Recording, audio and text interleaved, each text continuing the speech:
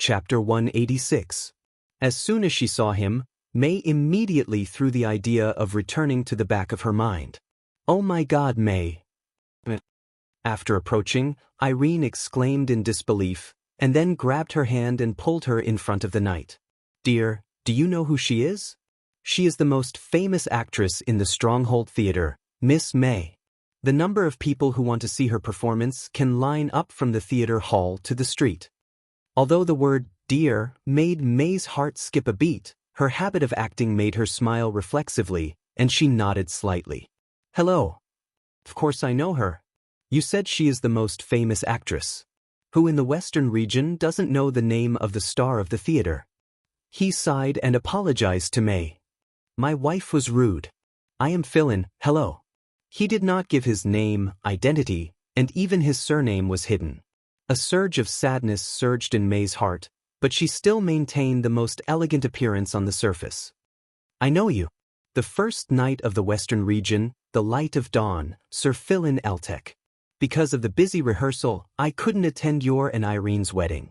It's really a pity. That's all in the past." The knight smiled and shook his head.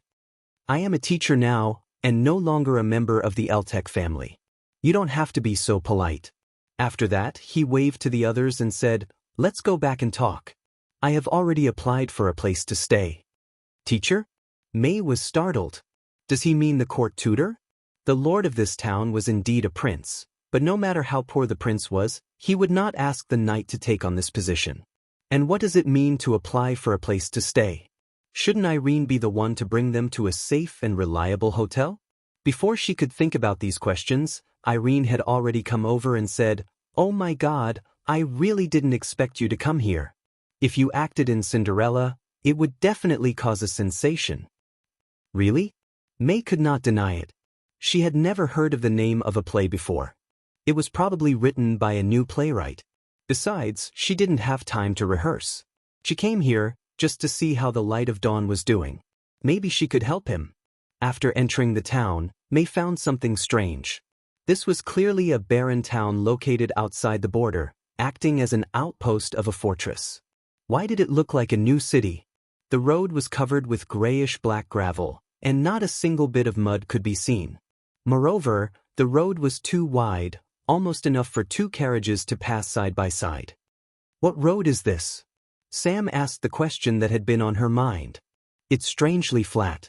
"Hee-hee," Irene smiled proudly. "When I first came here, this place was covered in mud, and now it has become like this. Also, this is not a road.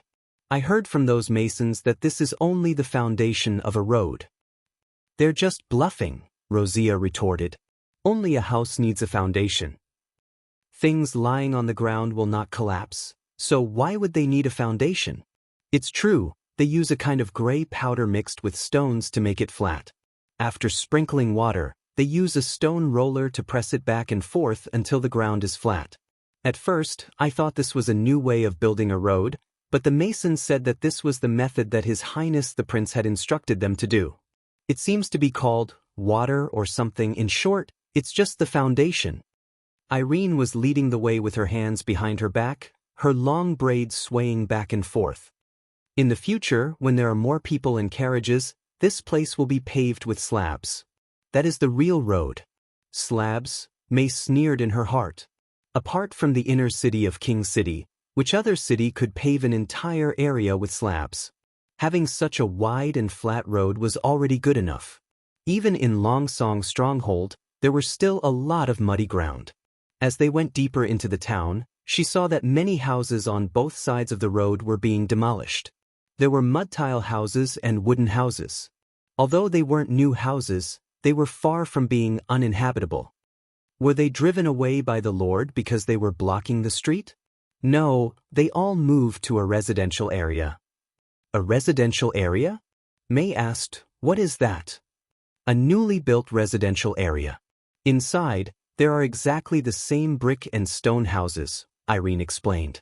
"All the original residents will be able to get their own house. At that time, there will be no more leaky houses in the town.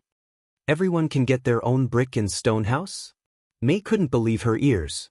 This was even more exaggerated than the slabs.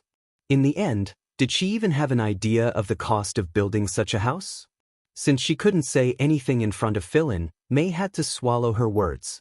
There were many pedestrians on the street, and they would occasionally stop to greet Irene and Philin.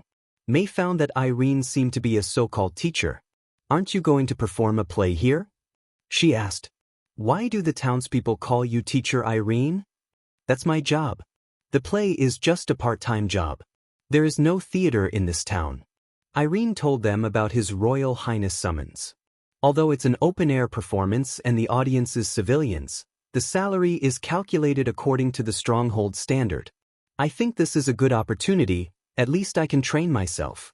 Yes, I'm very satisfied to be able to go on stage." Gate and Sam nodded. An open-air performance for civilians. May simply didn't have the strength to speak. Compared to Irene, she was even more confused as to what His Royal Highness, who had come up with this idea, was planning to do in the end. Could those people who lived every day just to eat understand the love and twists and turns in the drama? In this way, they arrived in front of a 2-story building. This is the teacher's building, but there are currently only 9 teachers in Bordertown, so there are still a lot of vacant rooms. Philin has applied for the temporary right to live in 2 houses for you. During the performance, you can live here. Irene handed out 2 keys. Gate and Sam can live in one room, Rosia and Tina can live in the other, and Miss May, "I'll live with you," May said. "But I came here to see how my colleagues in the theater are doing," she said with a smile. "After all, we've worked together in the theater for so long, and you probably won't return to Stronghold. I want to talk to you more. You won't dislike me, will you?" "Of course not." Irene happily held her hand. "I'm just worried that the room is too small for you. I also have a lot of questions about the performance that I want to ask you." Then she turned her head and said to the other 4 people, "Let's put down our luggage first, and then go to my house and read the script together." May climbed to the 2nd floor and followed Irene and Philin into their new home. Her last shred of hope was shattered.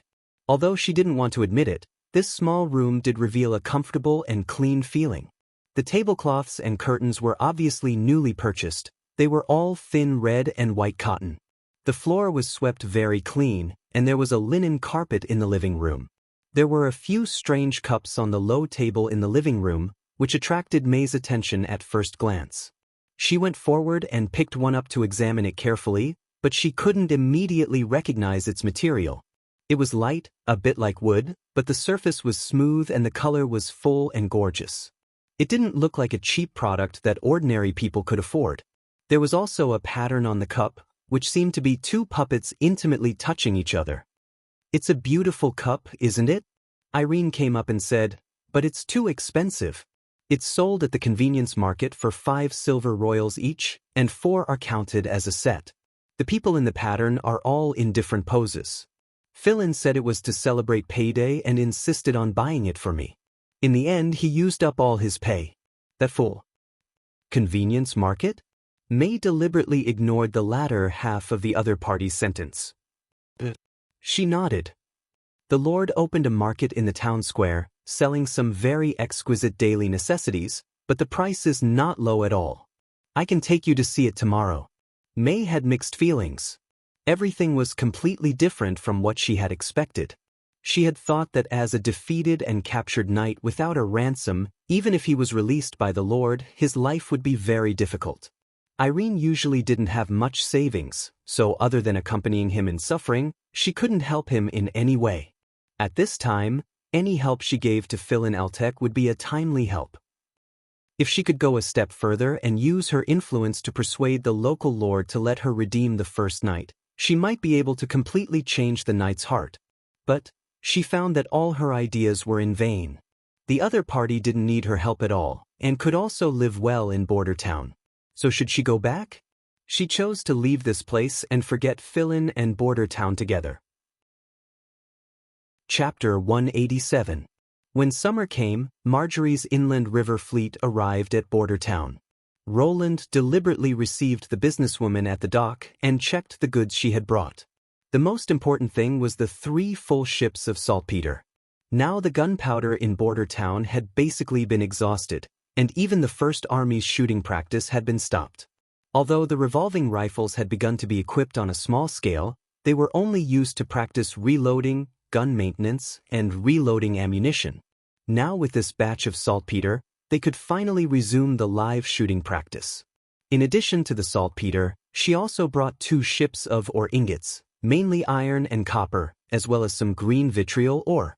It would take 2 or 3 days to unload these goods. Roland also placed the 2 steam engines in a conspicuous position in the yard, and as usual, draped them in red satin and tied a big red flower for Marjorie's inspection. In fact, the Western Industrial Company had only managed to piece together 1 steam engine in nearly a month, and this was built on the basis of hundreds of scrapped parts. So Roland had to let Anna reprocess the defective parts that didn't deviate too much, so that the second steam engine could be delivered on time. To Roland's surprise, Marjorie didn't come alone this time. She also brought a merchant group from King City. After the delivery of the goods, Marjorie and her party followed Roland back to the castle and enjoyed a sumptuous lunch in the living room. "Your Royal Highness, this is Hogg, my old friend, and also one of the top mining merchants in King City." Marjorie introduced them one by one. "This is Gammon, who, like Marlin, belongs to the Crescent Moon Bay Caravan. Their main business is the sea trade between Grey Castle and the fjords. They are all very interested in the steam engine. I have known them for many years, so I was embarrassed to sell them at a higher price, so I brought them to introduce them to you." "Greetings to you, Your Royal Highness." Hogg, who had a big belly and an oily face, opened his mouth. "I heard from Margaret that this machine can replace manpower and can quickly pump water and transport ore from the mine. Moreover, it also has extraordinary strength and doesn't need to rest all day. Can I see it with my own eyes?" "Of course." Roland took a sip of the wine. At first, he couldn't get used to the sour taste, but now he was getting used to it. "But if you want it to carry the ore, you need to install a rail system. After lunch, I can take you to the North Slope mine. Your Highness, I'm very curious about the use of the steam engine you've described. Can it really be installed on a sailboat and drive the ship forward instead of sails?" Marlin opened his mouth and asked, "What if it's a 3-masted or 4-masted ship? I'm afraid it doesn't have enough strength. Steam engines are the same as horses. Some are strong and some are weak, depending on the model they are made. Of course, machines with higher output were naturally more expensive. Also, if one isn't enough, we can have 2 or even 4, Roland replied with a smile. Putting a steam engine on a ship, even the most primitive paddle steamer, involved a complex system of power, transmission, and control. Apart from Border Town, there was no other place in Grey Castle that had the technical strength to modify it. And to modify such a ship, the cost would inevitably be much more than the steam engine itself. That being the case, the Crescent Moon Bay Caravan would also like to order this machine from you. Gammon forked a steamed bun that had just come out of the steamer and stuffed it into his mouth. His eyes were squinted by the fragrant gravy. Sure enough, birds of a feather flock together. A rich man's friend is still a rich man. He didn't even look at the actual effect and directly made the order, as if he didn't care about the thousands of golden dragons. Roland shook his head. Unfortunately, Border Town is short of manpower. Plus, the manufacture of a steam engine is very complicated. Before completing Marjorie's order, I'm afraid it will be difficult to make additional machines. I can provide you with manpower, Your Highness. Gammon patted his chest. Whether it's carpenters, blacksmiths, or even shipbuilders, I have a lot of them at the port. Moreover, I don't have to pay for them. And then let them learn the manufacturing method for you to use. Hogg interrupted. Of course not. He widened his eyes. How could I dare to play such a trick in front of His Royal Highness? 10 years, Your Highness. He opened his palms. I'm willing to let them work for you for 10 years, and I'll pay for them. I only have one request, and that is to give priority to the Crescent Moon Bay Caravan when they manufacture the steam engine. This is an interesting proposal, Roland thought. It's similar to the technology partnership of later generations, where I only provide the technology and earn the most. Of course, the other party can also get the steam engine as soon as possible, and after 10 years, they can also get a group of technicians. The salary of the workers for 10 years is equivalent to the cost of purchasing the technology. There's no need to rush into a decision. We can slowly discuss these details after seeing the real thing. Roland pressed his hand down. Moreover, I don't only have the steam engine here that is worth buying. There are some things that I think you will also be interested in, such as this. He snapped his fingers, and the guard next to him moved a large pile of things from the wooden box at his feet and placed them on the table one by one. These are the new products of Border Town. No matter what it is, they are all of high quality and the price is reasonable. For example, this is the simplest mug, Roland said, pointing to the colorful cups on the table. It's light, beautiful, and not as fragile as a crystal cup. The pattern on it can be customized, and it won't get wet, so it's very easy to clean. It won't get wet? Marjorie picked up a cup and carefully looked at it. You can try it with wine, the prince joked. After drinking it, you can pretend to be drunk and throw it on the ground. If it breaks, I'll pay for it. This workmanship, gee, it's really exquisite. I'm afraid that not every cup can be guaranteed to be of such quality, right? The big-bellied hog had already filled his own cup with wine and drank it in one gulp. Hey, it's actually dry. Of course it was dry. It was essentially an ordinary wooden cup, but it was covered with a layer of Soroya's painting, and the patterns on it were all designed by herself. It doesn't conflict with a crystal cup. Compared to a formal palace banquet, it's more suitable to appear in the boudoir of a rich young lady. Roland said, as far as I know, they have no resistance to things with bright colors and beautiful shapes. I also think so, Marjorie nodded with interest. You seem to have a lot of experience. Ahem, the prince coughed twice. And look at this, a complete breastplate with a uniform thickness, a total of 2 pieces, both made of wrought iron. Compared to the knight's plate armor, it's not only light, but it can also be worn by one person, and when closed, there's no gap. It's suitable for caravan guards without squires. The most important thing is, it's cheaper than plate armor. After introducing all the products, the merchants couldn't help but whisper to each other. Roland simply gave them a period of free discussion, got up and left the hall, going to the garden corridor to relax. Your Royal Highness, I haven't seen you for a month, but you have a lot of new things here. Marjorie also followed him out. Don't you want to exchange opinions with them? No, I don't need to listen to other people's opinions when I see something, whether it's a product or a person, it's the same.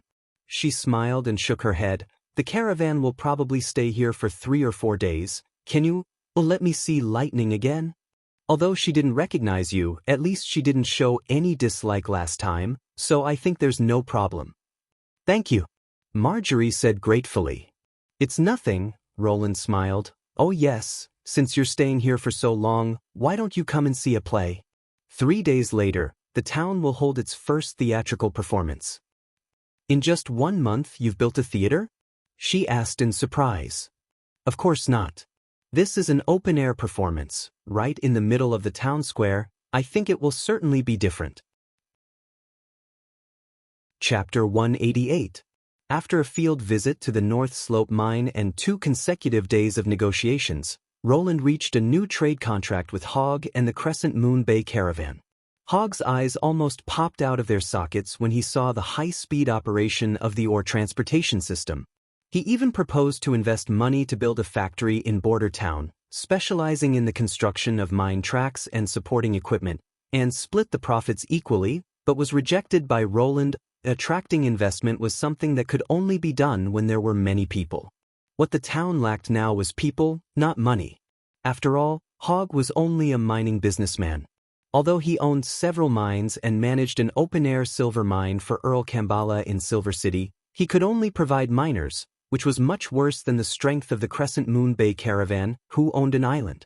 In the end, he signed a contract to order steam engines 6 months later, the same number of 10, and a complete mine transport system, including tracks and mine cars.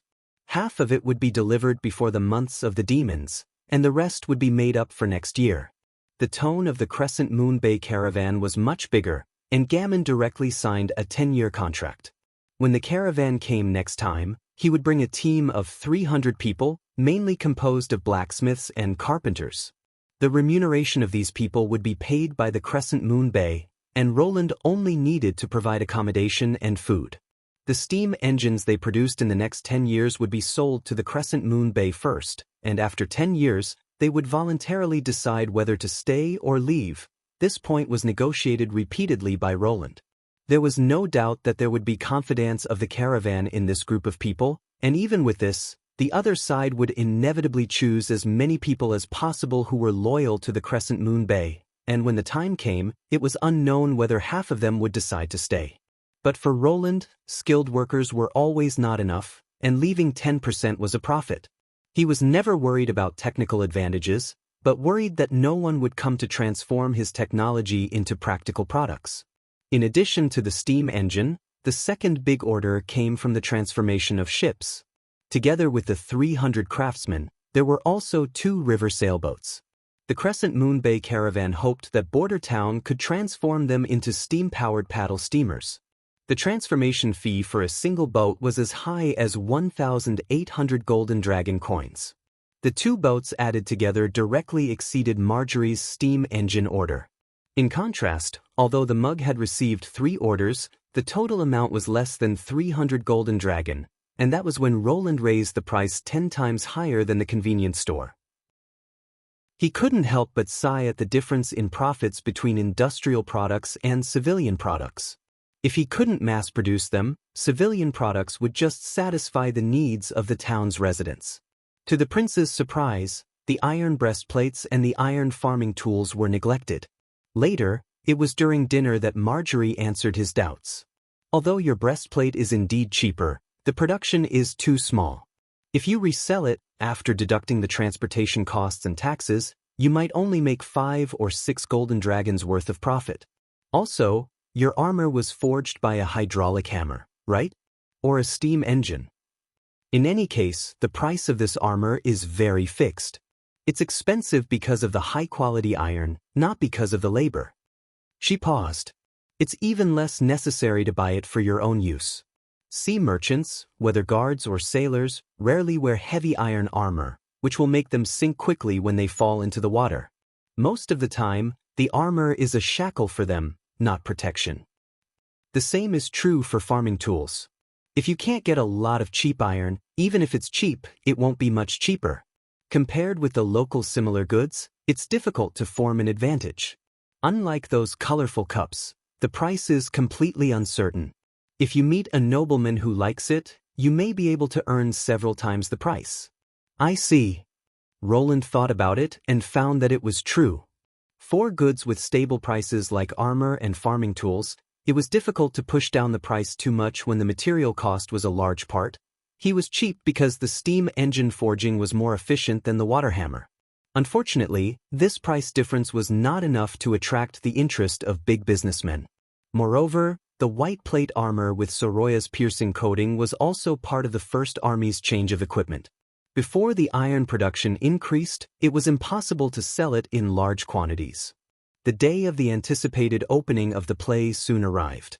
In the afternoon, the townspeople surrounded the central square. This was under the situation where Roland demolished the surrounding old buildings and doubled the area of the square. In order to promote the play, Roland began to issue an announcement a week in advance to notify the people, and also specially ordered the Ministry of Agriculture to send people to the outer residential area of the town to mobilize the serfs to watch the play. As the Lord, Roland obviously had the best viewing position. In the direction of the performance stage, Carr set up a temporary wooden stage. The wooden stage had a total of 3 rows and could accommodate about 100 people. Roland sat in the middle of the 3rd floor. On one side of him was the Witch Union, next to him was Anna, and on the other side was the merchant group, with Marjorie being the closest. The 1st and 2nd floors were mostly officials and apprentices of the city hall. In order to ensure safety, the people around the wooden stage were all soldiers of the First Army. While they watched the play, they separated the prince's position from the civilians. At this time, it was about 4 o'clock in the afternoon. The scorching sun had already faded. Coupled with Vendi's cold wind from time to time, all the people on the viewing platform enjoyed the VIP treatment. Amidst the applause of the crowd, the actors stepped onto the stage one by one. To be honest, Roland had no idea what the final result of this premiere would be. After handing over the script to Irene, he no longer cared about this matter. Whether it was recruiting actors or rehearsing, she and fill-in were all busy. Now that he thought about it, a newcomer in the theater, who only appeared on the stage once, how much experience could she have? Moreover, the friends she found were probably all minor actors who couldn't get a chance to perform in the theater in Longsong Stronghold and went to Border Town. In other words, this was a new play directed, choreographed, and implemented by a new team. Fortunately, Roland didn't mind failure. This play was not for the ticket income, nor was it to promote how excellent the script was. This was an enlightenment performance, and it would be performed more than once. If they didn't perform well this time, they would improve next time. "I know why you're so confident in this performance," Marjorie suddenly exclaimed. "You actually invited Miss May."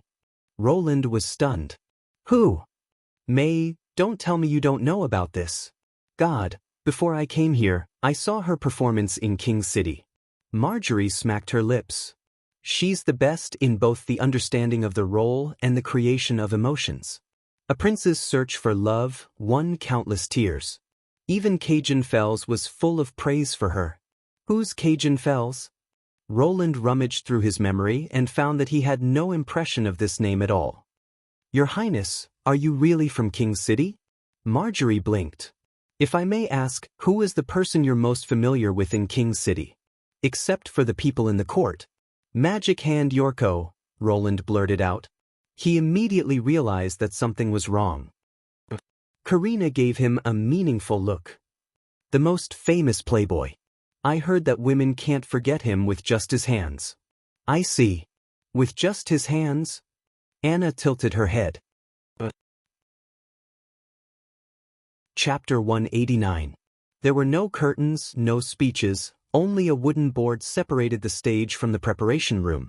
It was the first time for a group of people to perform a play on such a simple stage, and it was also their first official performance in their lives. The story takes place in the capital of a kingdom. In the outer city, there is a beautiful and kind-hearted girl. As the narration sounded, Irene slowly walked onto the stage. She was wearing a dirty gray robe, her hair was messily coiled on top of her head, and her face was covered with black dust.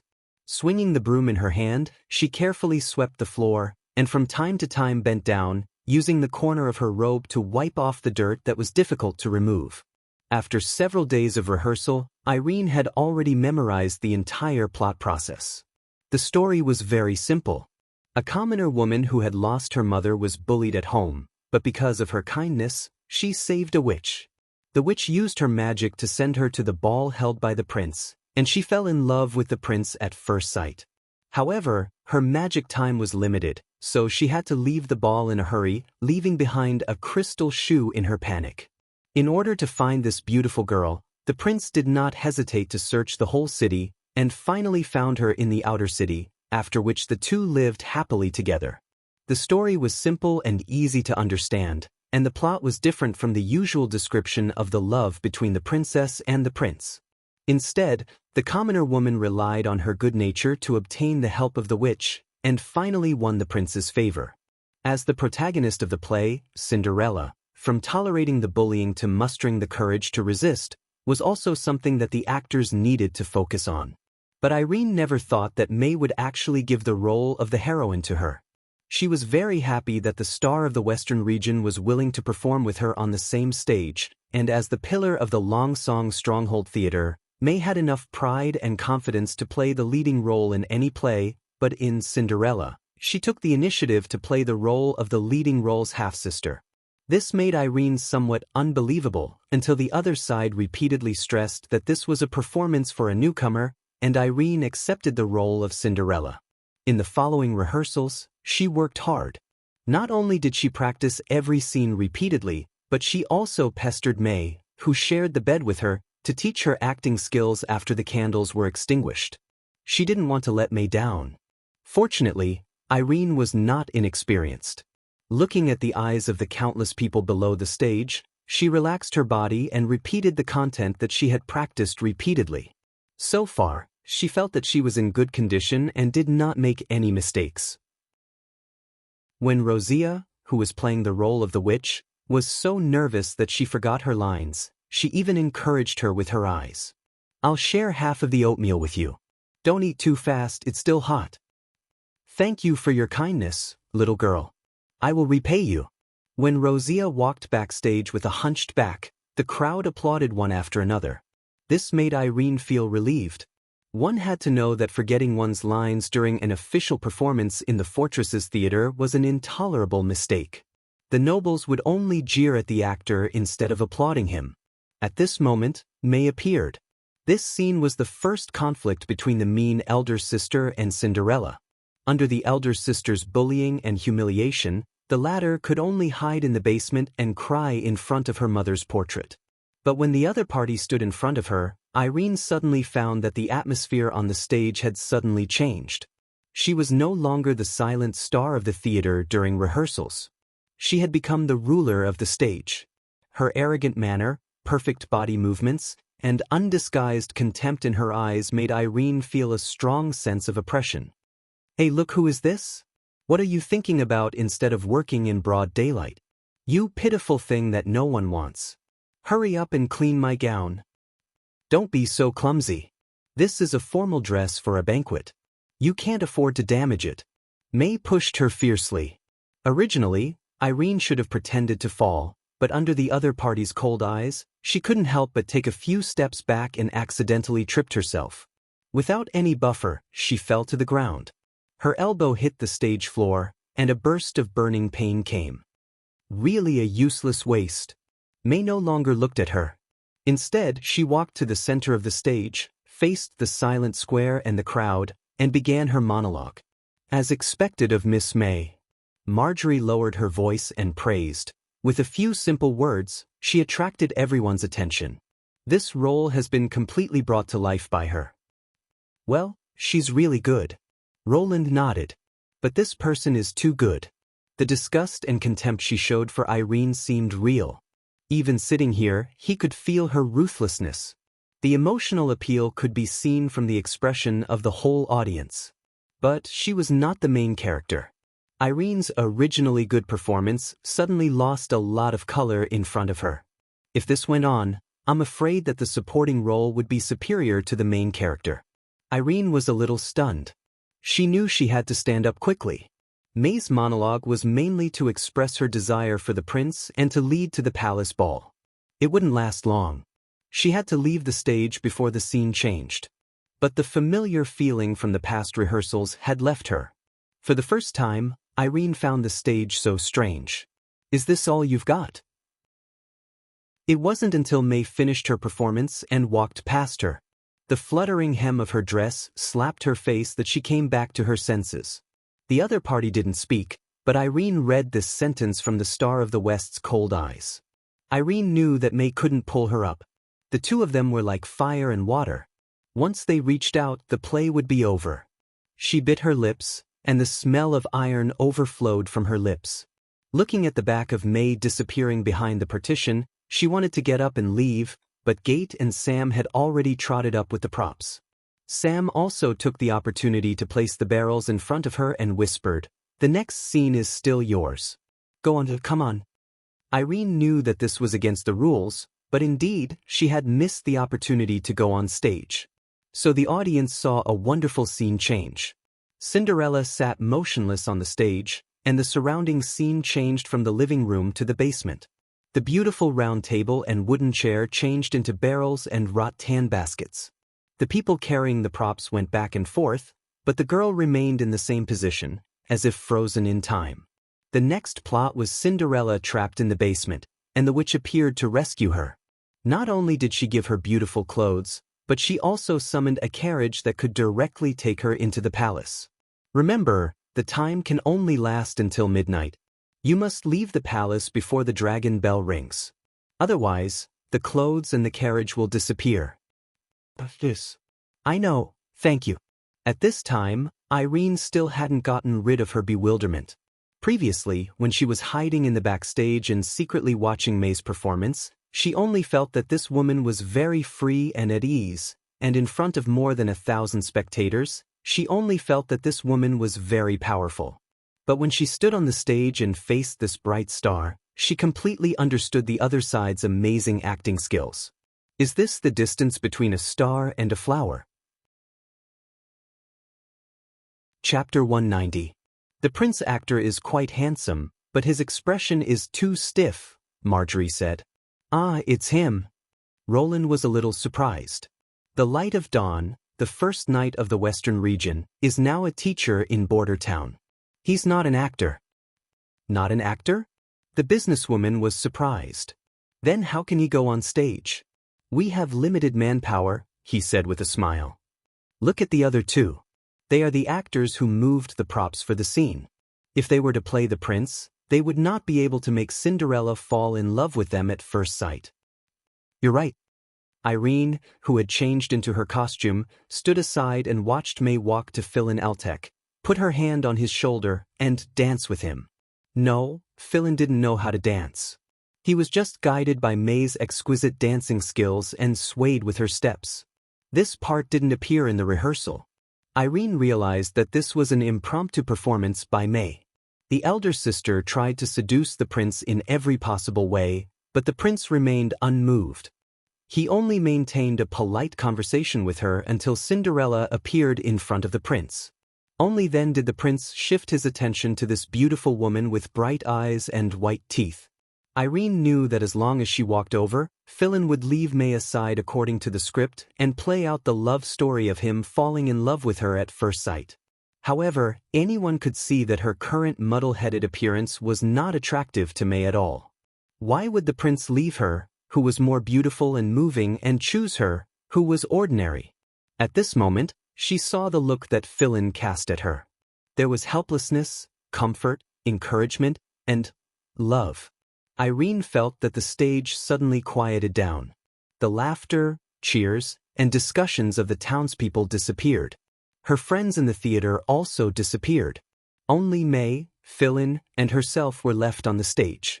That's right, her acting skills were far inferior to the star of the Western region.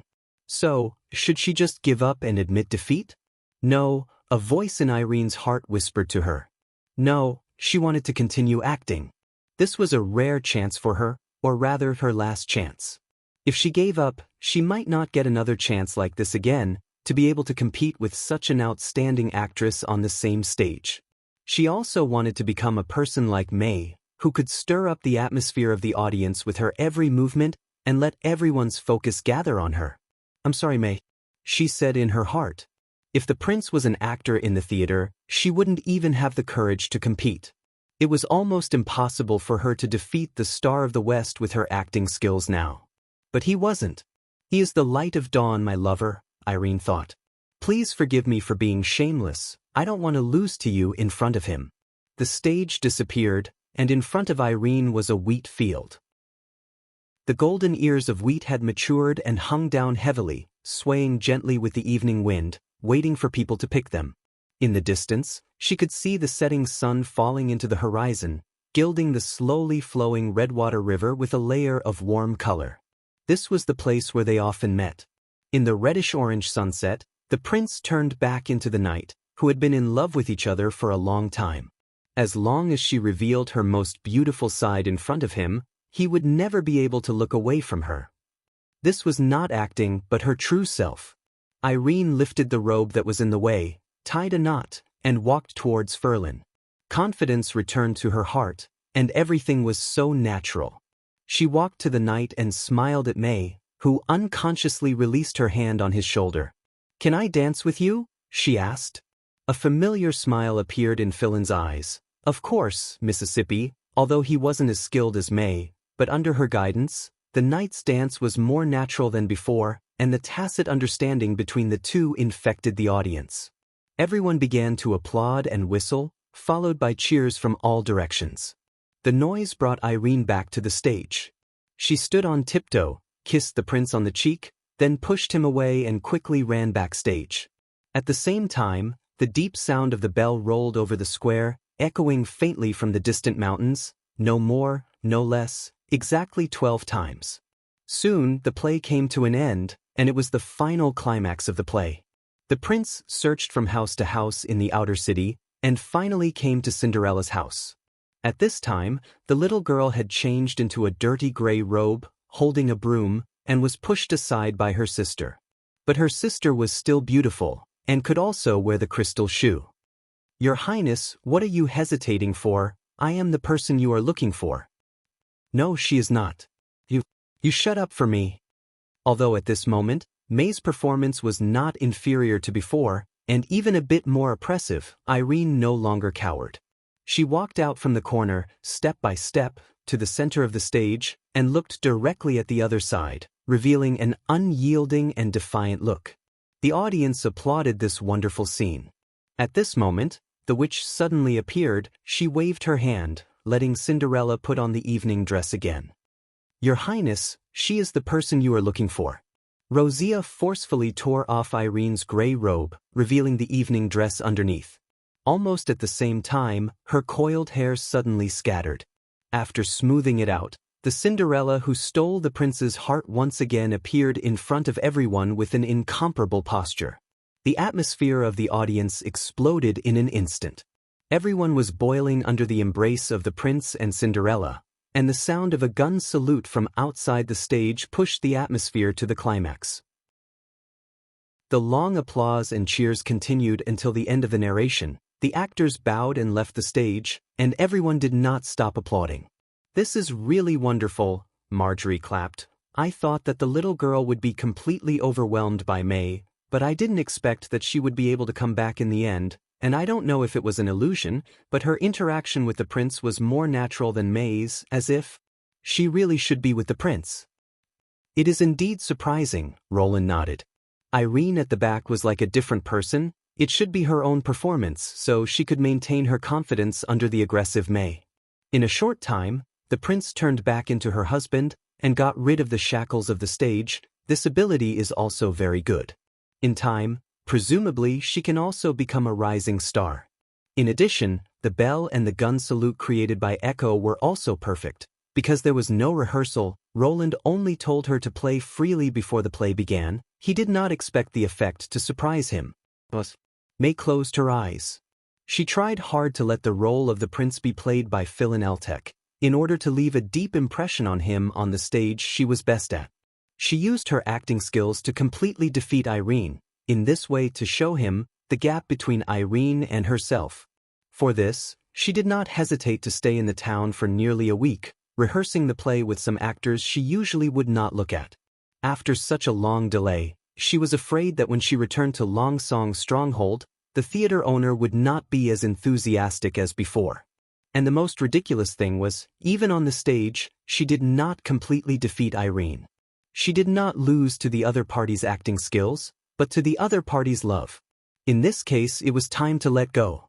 May took a deep breath, changed her clothes, and took the lead to leave the preparation room with a straight face. Just as she walked down the wooden ladder from the stage, a man suddenly came up to her. He was also tall and handsome, wearing a shining silver armor, should be Border Town's knight. The difference between him and the light of dawn was that Philin's smile was always warm, while his raised eyebrows, narrow eyes, and thin lips seemed arrogant and indifferent. "What's the matter?" May frowned. Chapter 191. Perrault took a sip of black tea, leaned back in the soft lord's chair, and took a deep breath.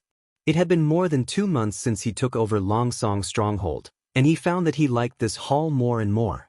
The stair-like structure allowed him to look down at the officials and attendants standing below from the main seat. This feeling of having power in his hands made him very satisfied. In the first month, some small nobles jumped out to openly question him, or secretly planned riots and so on. Of course, the people behind the scenes who provoked them were from the Elk and Wolf families. Perrault followed his father's advice and sent all the nobles without titles or underground rats to the gallows, and the small nobles with titles were imprisoned until their families paid the ransom and expelled from the western region. Thunder implemented this set of measures, and the situation quickly calmed down. After all, except for the Honeysuckle family, the other families' knight were all arrested in Border Town, so it was impossible to openly oppose Perrault's policy. Afterwards, he divided a part of the profits of Longsong's stronghold to compensate the big families for the losses during the arrest, so that all the nobles temporarily formed a relatively stable interest group. Now, 30% of the income of Longsong's stronghold was turned over to Border Town, and 30% of the remaining 70% was used to maintain the city's operation, 20% was used to appease the other great nobles, and the whole territory received the remaining 20%. Now, the portrait hanging behind the Lord's throne was replaced by the Duke Ryan, the fourth prince, Roland Wimbledon, who was looking forward to the day when he could hang his own portrait of Perrault Hull. If he could completely control Longsong's stronghold, his earl's territory and Longsong's stronghold would be connected, becoming a veritable duke's territory.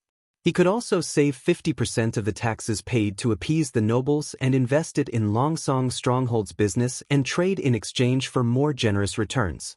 Of course, the premise was that Roland could smoothly ascend the throne and become the king of Grey Castle. "My lord," a guard walked into the Lord's hall and handed him a letter. "It's news from Border Town." Hearing the words Border Town, Perrault immediately sat up straight. He took the envelope and flattened the thin papyrus. From the poor quality of the paper, he could see that the letter came from his informant among the serfs. The result of the battle more than 2 months ago was incredible. Although Perrault did not go there himself, he heard a bizarre story from his father. In order to ascertain the cause of the Duke's defeat, he placed many of his confidants in the hands of the people he sent to the town. They disguised themselves as craftsmen, herdsmen, or serfs, and sent back to the stronghold the news and intelligence they saw. He believed that the other families would do the same. But so far, apart from the 2 people disguised as serfs who still sent new information every month, there was no news from the craftsmen and herdsmen, as if they had disappeared. Did they betray him, or were they killed by the prince after he found out? He shook his head and focused on the secret letter. The contents of the letter were written with charcoal, and the handwriting was crooked, with traces of water in some places. It seemed that it had been written surreptitiously while working. The first paragraph said that an unknown iron tower was being built on the bank of the Redwater River. The top of the tower was piled up with a huge iron pot, 3 of which had already been erected, each of which was close to the height of the stronghold wall. The blacksmiths seemed to have completed the production of the iron tower in the town, and when they arrived at the river, they had already completed the tower. Then the soldiers of the First Army would erect a barrier around the iron tower, and the next day, it would magically be erected. Construction. It's this word again, Perrault thought. The last secret letter was also like this. Looking at the information, it seems that the prince is constantly building the town. Last time it was roads and bridges, and this time it is building the iron tower. Does His Highness want to spend all the golden dragon that he plundered from the stronghold castle? Moreover, the purpose of the iron tower is still unknown. It must be known that the spy hidden among the serfs is not a real serf, but an experienced and knowledgeable guard. If it was a sentry tower or an arrow tower, he would certainly be able to see it at a glance. Probably because the iron tower has not been completed yet, it is not easy to judge. Perrault shook his head. Maybe he will have more detailed information next month. He moved his eyes to the next paragraph. In the letter, it was written that a large merchant fleet stayed at the town's pier for a week and then left to the east, their destination unknown. During the stay, a lot of ore ingots and saltpeter were unloaded from the ship. The purchase of saltpeter was easy to understand. The second month of summer would become very hot, and the castle would need to consume a lot of saltpeter to cool down. It could also be used to refrigerate wine and fruit juice. As a member of the royal family, he certainly did not want to sweat all day long like a farmer in the field. But the purchase of ore ingots made Perrault feel a little surprised. Border Town is an ore-producing area. He remembered that before the months of demons, when he went to the town as a messenger, Prince Roland had exaggerated and said that he would double the total amount of ore sold. But now, not only did he not export ore, but he also wanted to import ore ingots? Thinking of the iron tower that was as high as the stronghold wall, he found that he was becoming more and more confused about what His Highness wanted to do. But when Perrault read the last paragraph of the secret letter, he suddenly froze. In the last 2 weeks, Border Town has held several open-air theatrical performances in the square.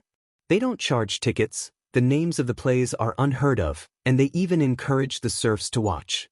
What surprised him the most was that among the performers, the star of the Western Territory, Miss May, had disappeared recently. What's going on? The disappearance of May was a big news in the stronghold recently. Several of the plays that she was supposed to star in were changed, and the nobles left halfway to express their protest. The theater had to issue a notice, claiming that May had left the theater without telling anyone, and her current whereabouts were unknown. As soon as the news came out, the theater-loving nobles of the Western Territory suddenly went into an uproar. In the end, she ran to Border Town. There is no theater there, and to perform for civilians and serfs. Perrault could not imagine such a scene for a while. In his impression, Miss May was not an approachable actress. After thinking about it again and again, he decided to write a letter to His Highness Roland and formally ask him about it. As a theater enthusiast, he hadn't seen the wonderful performances of the star of the Western Territory for a long time, and even the opportunity to invite Shirley had decreased a lot. Since the play was performed in the town square, it was not surprising that it was seen by a peddler. It just so happened that this peddler came from Longsong Stronghold, so the news had reached his ears. Thinking about it this way, it should not expose the hidden guards among the serfs.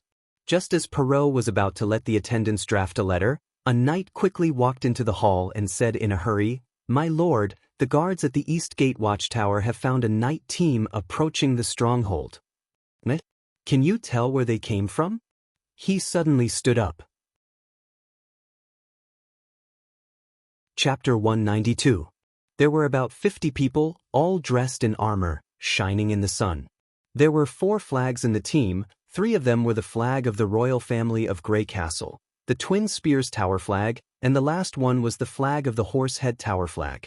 After thinking for a while, he recognized that it should be the symbol of the Hawes family of the northern region. One of the knights' team walked out and shouted, "I am Leman Hawes, the messenger of King Timothy. I bring the resolution of King's City. Please lower the drawbridge." "Where's the proof?" Perrault asked loudly, poking his head out. The other side took a bow and arrow from his back, tied a paper roll to the arrow, and directly shot it to the top of the city wall. The guard next to him immediately picked up the arrow. Perrault unfolded the parchment and saw that the bottom of the document was faintly inlaid with crisscrossing gold threads, and the lower right corner was stamped with the royal seal of Wimbledon. It was indeed the messenger of the new king. "Lower the drawbridge, open the door." Perrault took a deep breath. He had already roughly guessed the content of the so-called King's City resolution. It was most likely related to Roland Wimbledon. Since the other side was not a fake, he had no reason to refuse the new king's messenger, otherwise it would be equivalent to making an enemy out of Grey Castle King's City. Once this news spread, the other families would certainly not hesitate to point their spears at the Honeysuckle family territory, and the suppressed undercurrent in the city would instantly rebound. However, Timothy only sent a delegation of 50 people to inquire about the situation, which also confirmed the 4th prince's statement. The new king might not have the time to govern the western region. Since His Royal Highness could even repel the Duke's coalition army of more than 1,000 people, perhaps these 50 people could only return without accomplishing anything. Of course, this news still needed to be reported to His Highness Roland as soon as possible. Thinking of this, he called the previous night. "Westeros, you take 3 short-tailed horses, change them all the way, and as soon as possible tell this news to the Lord of Border Town. Just say that Timothy's men have arrived." "Sir." Westeros nodded.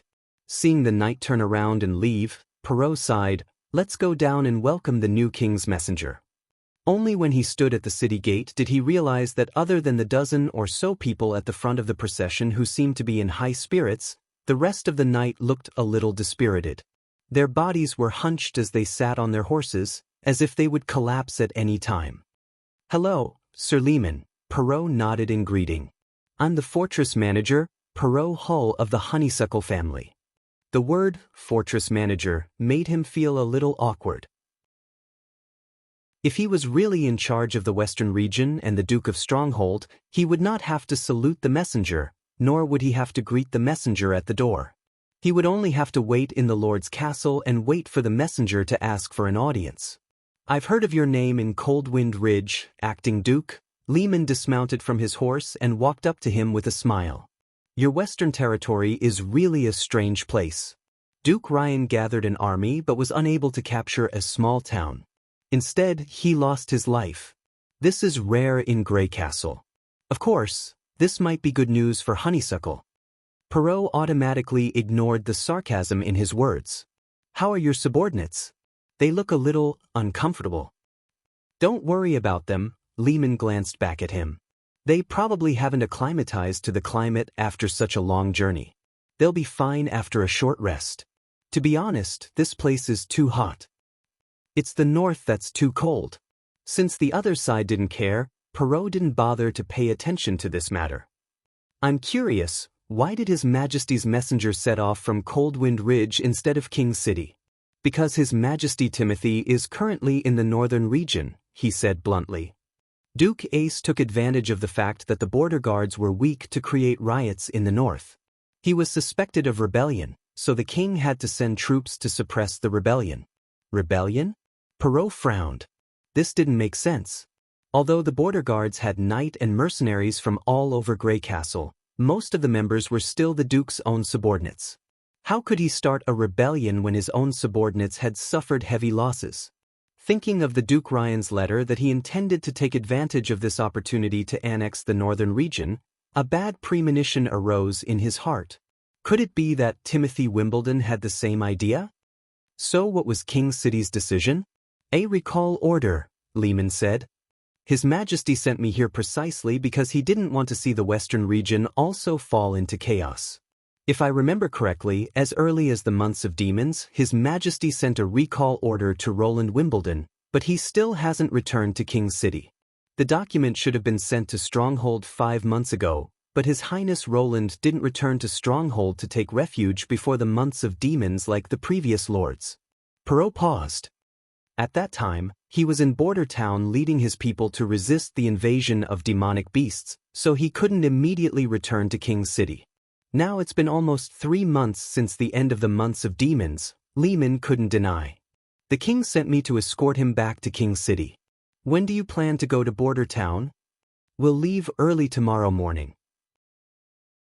Normally, it would take them 3 days to reach Border Town, but if the knight I sent out traveled day and night, it would only take 1 day and 1 night to deliver the news.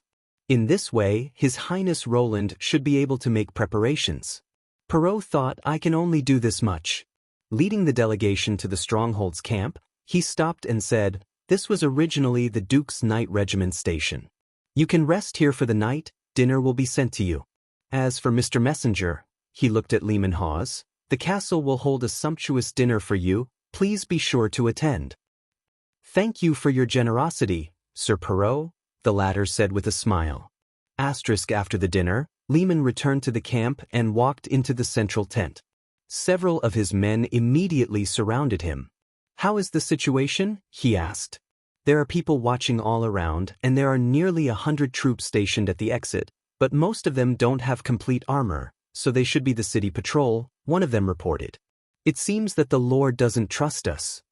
At least the information is correct, and the news I heard from the banquet also confirmed this," Lehman said in a deep voice. After the Duke's defeat, most of the knight were captured and sent to Border Town, so there are not many elites in Stronghold who can be used in combat. Before arriving here, he had already learned about the situation in Longsong Stronghold. The task given to him by His Majesty Timothy was very simple, that is, to find out the reason for the Duke's defeat, and then take the corresponding measures to seize control of the western region as soon as possible. "Those who took the medicine, how are they?" "They are almost at their limit," another man said. "Now as long as they are given the pills, they are willing to do anything." The envoy delegation was just a cover, a team of 50 people, of which only 13 were real knight, the rest were mercenaries pretending to be knight. Under the influence of the church's pills, they were now more obedient than hounds, and more ferocious than demonic beasts. This was the key to Lehman's capture of the city gate. According to the plan, another 1,500 militia troops were slowly approaching Stronghold. As long as they opened the gate, the city would fall into their hands.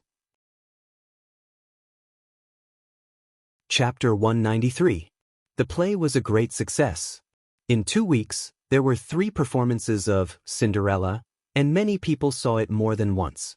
If the first performance was because of the publicity and notice, then the next 2 performances were completely spontaneous. There were even people who went to the city hall to ask when the 4th performance would be. Such a response made Roland overjoyed. Everyone was completely attracted by the story, and almost no one raised any objections. Why was it a witch who helped Cinderella? Next month, when the rooster crows at midnight would be performed, it would be almost exclusively for the poor people. He didn't know what the serfs would think of the witch who helped them in the play. Another good thing was that the crew settled down in the town and accepted the existence of witches. After the 3 performances, Irene took the initiative to find Roland and asked him why there was a sudden sound accompaniment during the performance, and Roland introduced Echo to her. Under Nightingale's secret observation, although Irene was surprised, she didn't show any disgust or disgust. Instead, she seemed very curious, asking Echo all sorts of questions and making her demonstrate the sound illusion several times. As a result, Echo also joined the crew and became the master of music behind the scenes. In order to avoid accidents, Irene only rehearsed alone with Echo when she needed to match the sound effects, and the rest of the crew didn't know about it. There was no doubt that the next play would reach a new high in the richness of the sound effects. Another good thing was that the castle was about to usher in the era of running water. The towering water tower stood in the castle's backyard. The tower was made of welded iron frames and was triangular in shape. The top of the tower was connected to an iron bucket with a diameter of 2 meters and a height of 3 meters. There was a float valve in the bucket, which could easily control the height of the water. The tower was welded by Anna, and then covered with an anti-rust coating by Soroya. Finally, with the help of Hummingbird, most of the weight was reduced, so that it could be installed on the pre-poured cement base. Due to the height of the castle, the water tower in the backyard was higher than the one by the Redwater River. It was close to 12 meters, almost level with the top of the castle. In order to prevent it from collapsing, Roland also added a wall connection to the water tower, so that the water tower and the castle were connected as a whole. The steam engine was located outside the backyard and used to supply water to the water tower. The water source came from the well in the backyard of the castle. This was the 3rd generation of steam engines, and the biggest improvement was the reduction of noise pollution. Gaskets were installed on every connection point of the steam engine. These light blue gaskets were the same color that Soroya used to paint the sky. They were very soft and tough, which greatly reduced the vibration and noise of the machine. The inside of the cylinder and the edge of the piston were covered with the color of grass to reduce air leakage and improve work efficiency. The parts that were prone to tremors, such as the exhaust pipes, were all replaced with coated hoses. In order to prevent the steam engine from being exposed to the sun and rain, and to further isolate the noise, Roland also specially built a small room around it. The walls of the room were painted by Soroya with a layer of honeycomb paint to act as a porous, sound-absorbing material. The actual test results showed that even if it was operated at night, the noise of the machine would not wake up the sleeping people in the castle. However, Roland's attempt to make the steam engine feed automatically failed. His original idea was to use the flyball of the steam engine governor to control the valve of the wooden box. When the steam pressure dropped, the flyball would close and open the valve, allowing the firewood in the wooden box to roll into the furnace. But in this way, the governor must be made very large, otherwise the flyball's weight would not be able to drive the valve. Roland thought about it and decided to give up. The wooden box could only be filled with firewood once, and after it was used up, it had to be filled manually. It would be better to arrange people to fill the water tank with water every day. The last step was to install the water pipes, including faucets, showers, pipes, and the corresponding drainage pipes. Because the castle was not like the newly built brick houses in the residential area, these holes were left, and the stone roof and walls made the transformation very troublesome. This step took nearly a week. In order to live a happy life, Roland personally directed Carr to transform a room on the 2nd and 3rd floor into a bathroom. Soroya's new ability once again played a key role. After the drainage pipe was paved with cement, A thin layer of grass was painted on the floor. Not only was it waterproof, but when walking into the bathroom, it was like walking on a grassland. Inspired by this, Roland simply let her paint the whole room. The ceiling was an open blue sky and clouds, the four walls could see the distant valley and green grass, and the four walls of the bathtub were crystal clear, just like a gem. On the day that the water system was put into operation, the prince called all the witches to the bathroom to experience this great result. The water tank in the backyard was already filled with water. He turned on the faucet, and the water gushed out along the pipe. From today on, there is no need to bring water from the well, Roland proudly announced. The bath water also doesn't need to be returned every 3 days, you just need to stand under the shower and pull this switch. Huh. Where does the water come from? Lightning stuck out her tongue and licked the endless water droplets. It's sweet. Maggie stuck out her head from under Lightning and did the same. It's sweet. Roland stopped the third Nana, who wanted to stick her head closer. Anyone who wants to drink water must wait until it is boiled before drinking. The water flowing out from here can only be used to wash hands and bathe. This is the siphon principle, right? Anna looked at Roland, her lake blue eyes sparkling. What is that? Hummingbird raised her hand and asked. Under the training of Teacher Scroll, the witches in the class had now developed the habit of raising their hands and asking questions.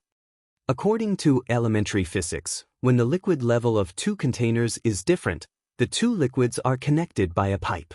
No matter what the shape of the pipe is, under the action of the liquid's own gravity, there will always be a tendency to keep the liquid level moving. Anna recalled while explaining, our position is lower than the water tower, so the water will constantly flow here. Absolutely correct, Roland praised. To be able to connect the knowledge she learned with reality, she was indeed a genius. What about this? Nightingale curiously pointed to the shower hanging high up. Why does it have so many small holes at the bottom? Roland turned the valve, letting the tiny water droplets spray out. For the convenience of bathing. As long as you stand under the shower, you can easily wash your body. So, you've been tossing and turning in the castle for a week, just to make bathing more comfortable? Lily curled her lips and whispered, you're indeed a noble who loves luxury. Lily, Scroll said, frowning. Chapter 194. Not long after the prince returned to his office, Scroll also followed him in. Your Highness, I'm sorry, Lily, that child didn't mean it. I don't care, he smiled. She's just a little girl. Only you are so tolerant of us, Scroll sighed. She wasn't like this at the beginning, but after being deceived, it's hard for her to trust ordinary people. Was it before she joined the Witch Cooperation Association? He asked. I remember she joined you only a year ago. Indeed, I found her on the outskirts of Redwater City, Scroll said. You know, I can feel the existence of magic, and the closer I am, the stronger it is. Although I can't directly see the shape and color of the magic like Nightingale can, it can at least be used to find new witches. So every time I passed through a town, I would disguise myself as a noble lady who wanted to adopt a child, and go to the local shelter or orphanage to look for sisters who might have awakened. She paused. At that time, Lily was locked in a remote town shelter, but when I asked to adopt her, I was refused. The owner of the shelter told me that they only sold adult girls. But Roland asked doubtfully. The latest time a witch awakened was before adulthood. Could it be related to this? At that time, we also felt very strange, so we let Nightingale sneak into the shelter, looking for the books, records, and relevant information. Fortunately, the shelter was far away from the town, so we could stay here for a longer time. Why didn't you take Lily directly? With Nightingale's help, it shouldn't be difficult, right? Indeed, it's not difficult, Scroll nodded. In addition to the owner wearing a god's stone of retaliation, there are no other stones or traps in the shelter. But we can't do this. There is a precedent for this kind of thing. What precedent? The prince made a cup of tea for Scroll. Thank you, she took the teacup. In the beginning, as long as we found a witch, we would forcibly take her away, but an accident happened in Seawinshire, which changed our approach. At that time, there was a young witch who had just awakened, who believed that we were evil. After she was taken back to the Witch Cooperation Association, She didn't listen to our explanation and attacked us. In the end, 2 of our sisters were seriously injured and died, while she was also killed by Kara's death sentence snake. So from then on, we would carefully observe the witch for a period of time to determine her situation and thoughts before taking any action. If the church pursues us too closely, we can only choose to give up. So, the meeting between Nightingale and Vendi wasn't a coincidence? Of course not. Scroll took a sip of tea and shook her head with a smile. From the time we discovered the existence of Nightingale to the time when Vendi came into contact with her, only a little more than a month had passed. During this time, we also recruited other sisters, such as Red Pepper and Windchaser. At this point, her expression dimmed a lot. Unfortunately, they were all buried in the barbarian land. If everyone had chosen to settle down in Border Town from the very beginning, it would have been much better. Roland also felt quite regretful. If more than 40 witches of the Witch Cooperation Association had gathered in Border Town, I'm afraid it would have already entered a modern life. Let's not talk about that. Scroll took a deep breath. Let's talk about Lily. After searching the shelter and tracking the owner's whereabouts, we discovered a shocking fact. This small country house is neither a real shelter, nor was it built to screen witches. Then what was it for? In order to satisfy the owner's selfish desires. Even if Scroll was a person with good self-restraint, when she said these words, her expression became somewhat gloomy.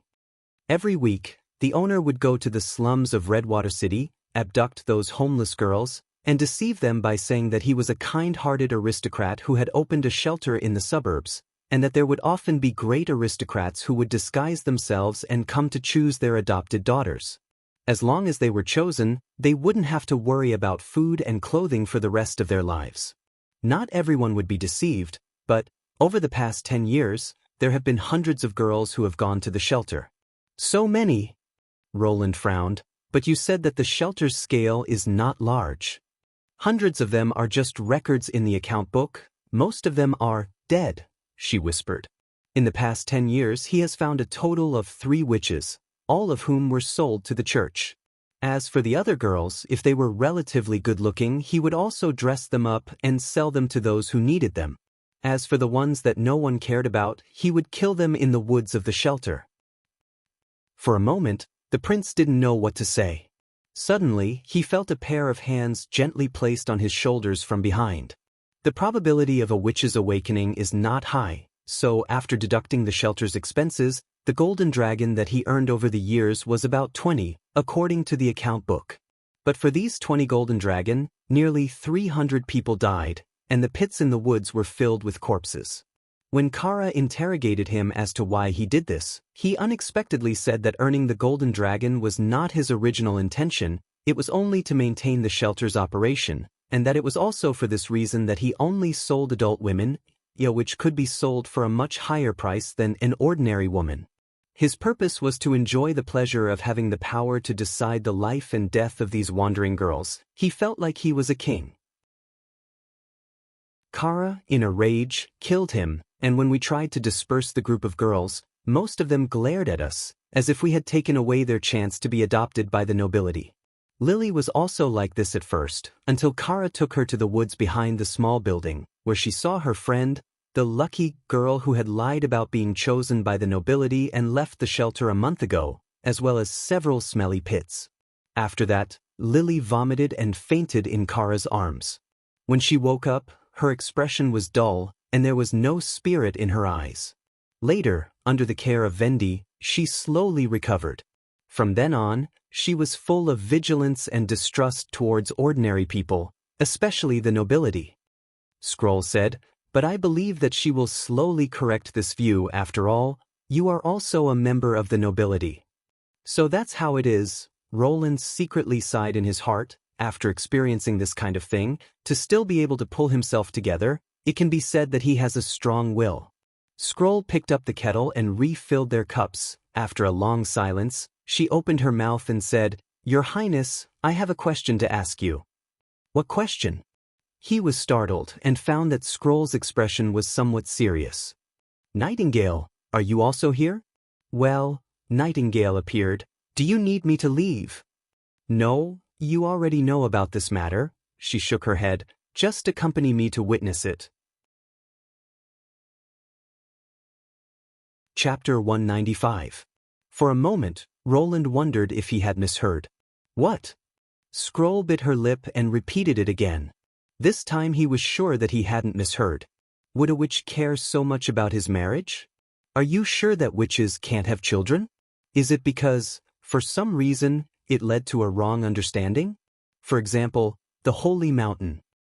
I also hope so, she sighed. Unfortunately, many examples have confirmed this point. Whether it was with ordinary people or forced, there were no examples of witches giving birth. The Witch Cooperation Association didn't have any, and the other witch organizations also didn't hear of it. Reproductive isolation. Such a word emerged in Roland's mind. Have witches really completely surpassed ordinary people and become a new human being, so that they can't conceive offspring with the old human beings? Or is it because of the magic power gathering in the body, leading to this phenomenon? But now is not the time to get to the bottom of it, he thought. The key lies in its influence. Would this be a hindrance to his idea of marrying a witch? The first thing that came to Roland's mind was Anna. Although it was a pity that he couldn't have children with Anna, but the premise of him liking children was based on his love for Anna. Not having children would not reduce this love. Moreover, for him, who had a modern soul, the relationship between him and his descendants was far less important than the ancient emphasis on blood inheritance. As a separate individual, he didn't see his children as an extension of himself. The latter could neither inherit thoughts nor memories, but was an independent person. Therefore, from an emotional point of view, he could completely accept the fact that witches couldn't have children. Then there was only one obstacle left, the problem of an heir. However, this wasn't a difficult task for me, who had studied the long river of history. All I had to do was establish an empire that didn't need an heir. There were many ways to implement this, and I could slowly consider it later. Overall, Roland was surprised to find that this was actually a major piece of good news. How to build a social framework in which new human witches and ordinary people could live in peace and progress together was a problem that he had been thinking about since the night talk with Nightingale. But he found that even with the suppression of the god's stone of retaliation, as long as enough time passed, the witches and their descendants would always form a stronger group. Even if the technology developed to the point where ordinary people could also use magic, it still couldn't make up for the witches' overall superiority in intelligence, memory, and thinking speed. And now he was told that witches were infertile. This, to a great extent, prevented the formation of family groups and weakened the gap between the witches and ordinary people. At the same time, he saw the hope of the two working together. Perhaps because he had been thinking for too long, Nightingale couldn't help but grab his arm. Roland snapped out of his thoughts and patted the back of her hand comfortingly. He cleared his throat and said, "That's what I thought before, and I still think so." Scroll was stunned for a moment. What? The hand on her arm instantly tightened. Roland couldn't help but laugh out loud. Previously, he had doubted whether he had heard wrongly. Was it the other party's turn now? He coughed twice and said again, "Now I still think so. I am willing to marry a witch." When Scroll left, her expression was very strange. She seemed to be satisfied, but also slightly sad, which made Roland confused. He could only ask Nightingale, who was beside him, "Is she okay?" The latter didn't answer, but looked at Roland with a smile. The sunlight outside the window shone on her white face and soft hair, bright and beautiful. "Well," Roland looked away, "I'll take it that you're in a good mood." At this moment, there was a knock on the office door. "Your Highness, a knight has come to Longsong's stronghold. He said he has information to give you. Take him to the reception room, I'll be there later." When the prince entered the hall, the knight immediately stepped forward, knelt on one knee and said, "Sir Perrault asked me to tell you that Timothy Wimbledon has sent an emissary group. They have already arrived at Longsong's stronghold." "An emissary group?" Roland muttered. "How many people have come?" "A total of about 50 people. That seems to be a persuasion team," he thought. "If it's just a diplomatic means, it won't hurt me at all. When did they arrive?" "Yesterday morning," the knight said in a deep voice. Sir Perrault asked me to hurry up and inform you of the news as soon as possible. It only took them one day. I'm afraid they were carrying torches all night. You've worked hard, take a good rest for a day and then return. Roland looked at the guard and said, reward him with a golden dragon, and take him to the hotel. After the knight left, Roland wanted to put this matter aside. After all, a team of 50 people was no threat to Border Town, and if it was only for negotiation, he could just let the leader come in. But thinking that Perrault was so cautious, it was better to know the whereabouts of the emissary group. Thinking of this, he called Lightning and Maggie, and let them fly to Long Song's stronghold one after the other to check the situation. After an hour, the two witches finished their investigation and returned to the castle. There's nothing, Lightning reported. I haven't seen a team of 50 knight on the road. I haven't even seen a single knight. I haven't seen a single one, Coo. Maggie confirmed. It seems that after their long and arduous journey to the big city, they need to find some fun to relieve their tired bodies. Roland felt relieved. Before the arrival of the emissary group, you will scout along the road once a day.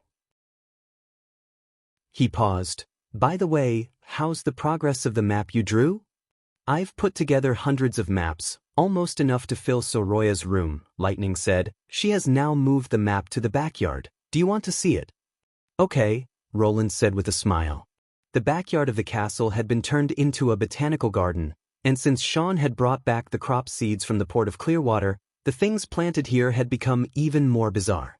Moreover, in order to save land and flower beds, Leaf had put up a wooden shelf in the air so that many plants, like grapevines, could wrap around the shelf and grow, and even climb up half of the castle wall. Now, the wall behind the castle was hung with grapes, apples, wheat, and sugar cane.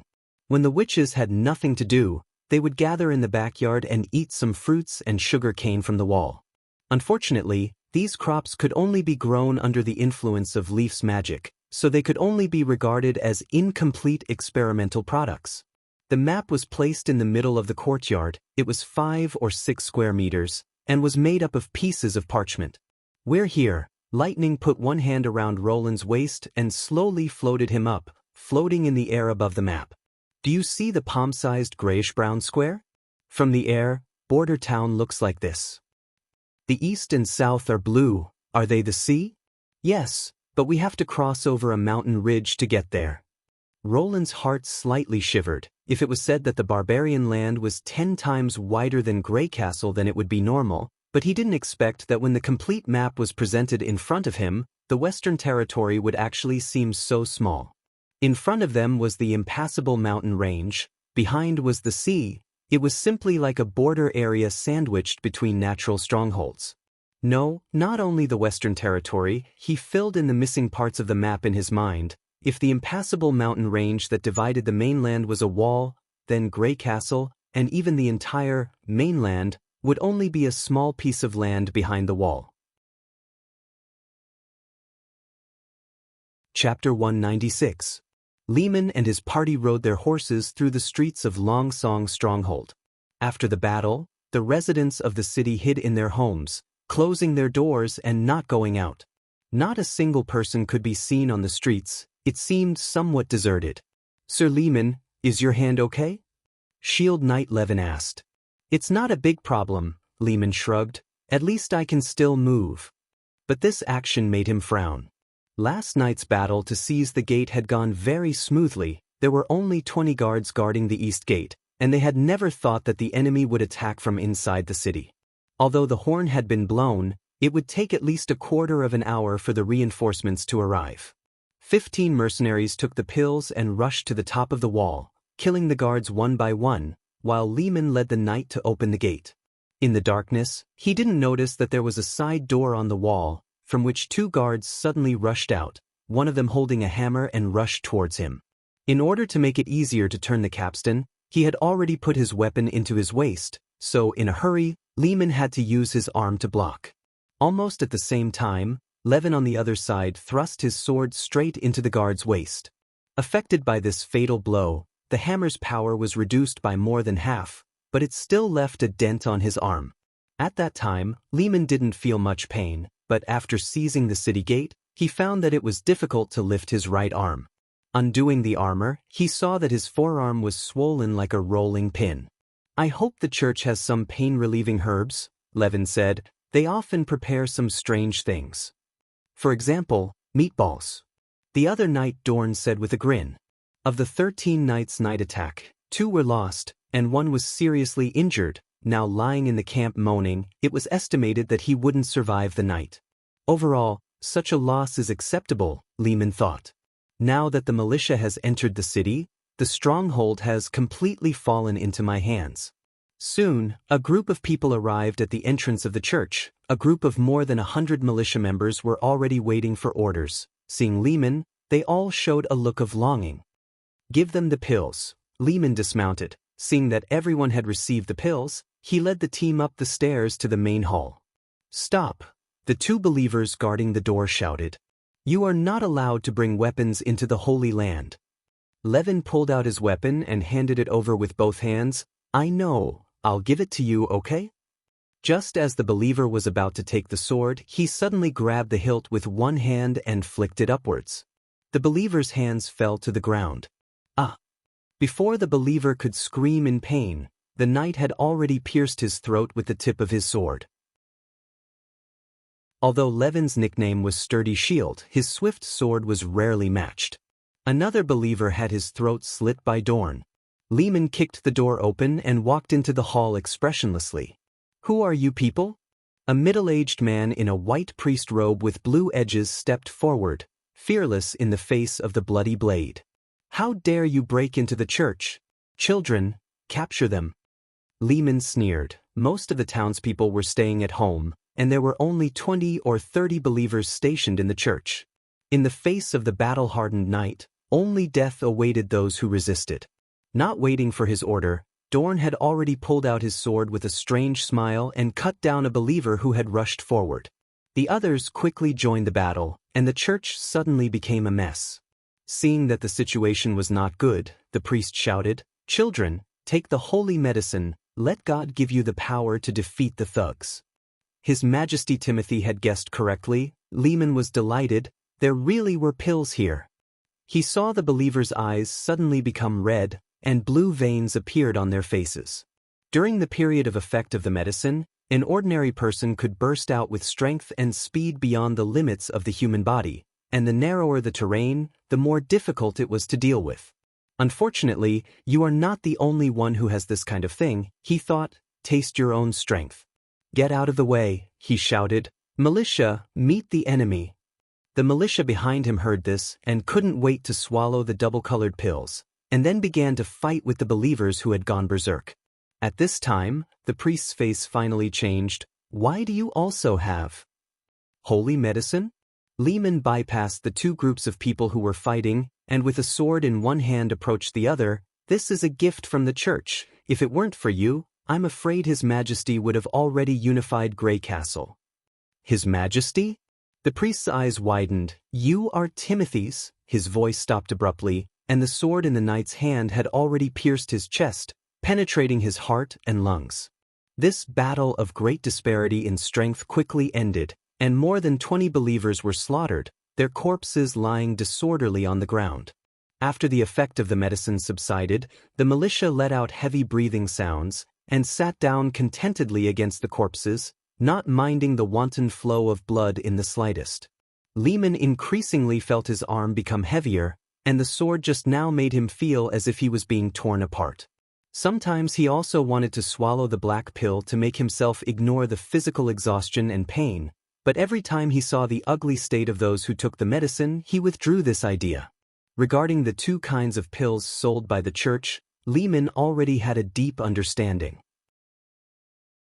For a healthy person, the pill could only take effect up to 3 times, the first time about a quarter of an hour, after which the duration would become shorter and shorter, and at the same time, a strong dependence would form. If the medicine was not taken for a long time, the body would gradually decline until death.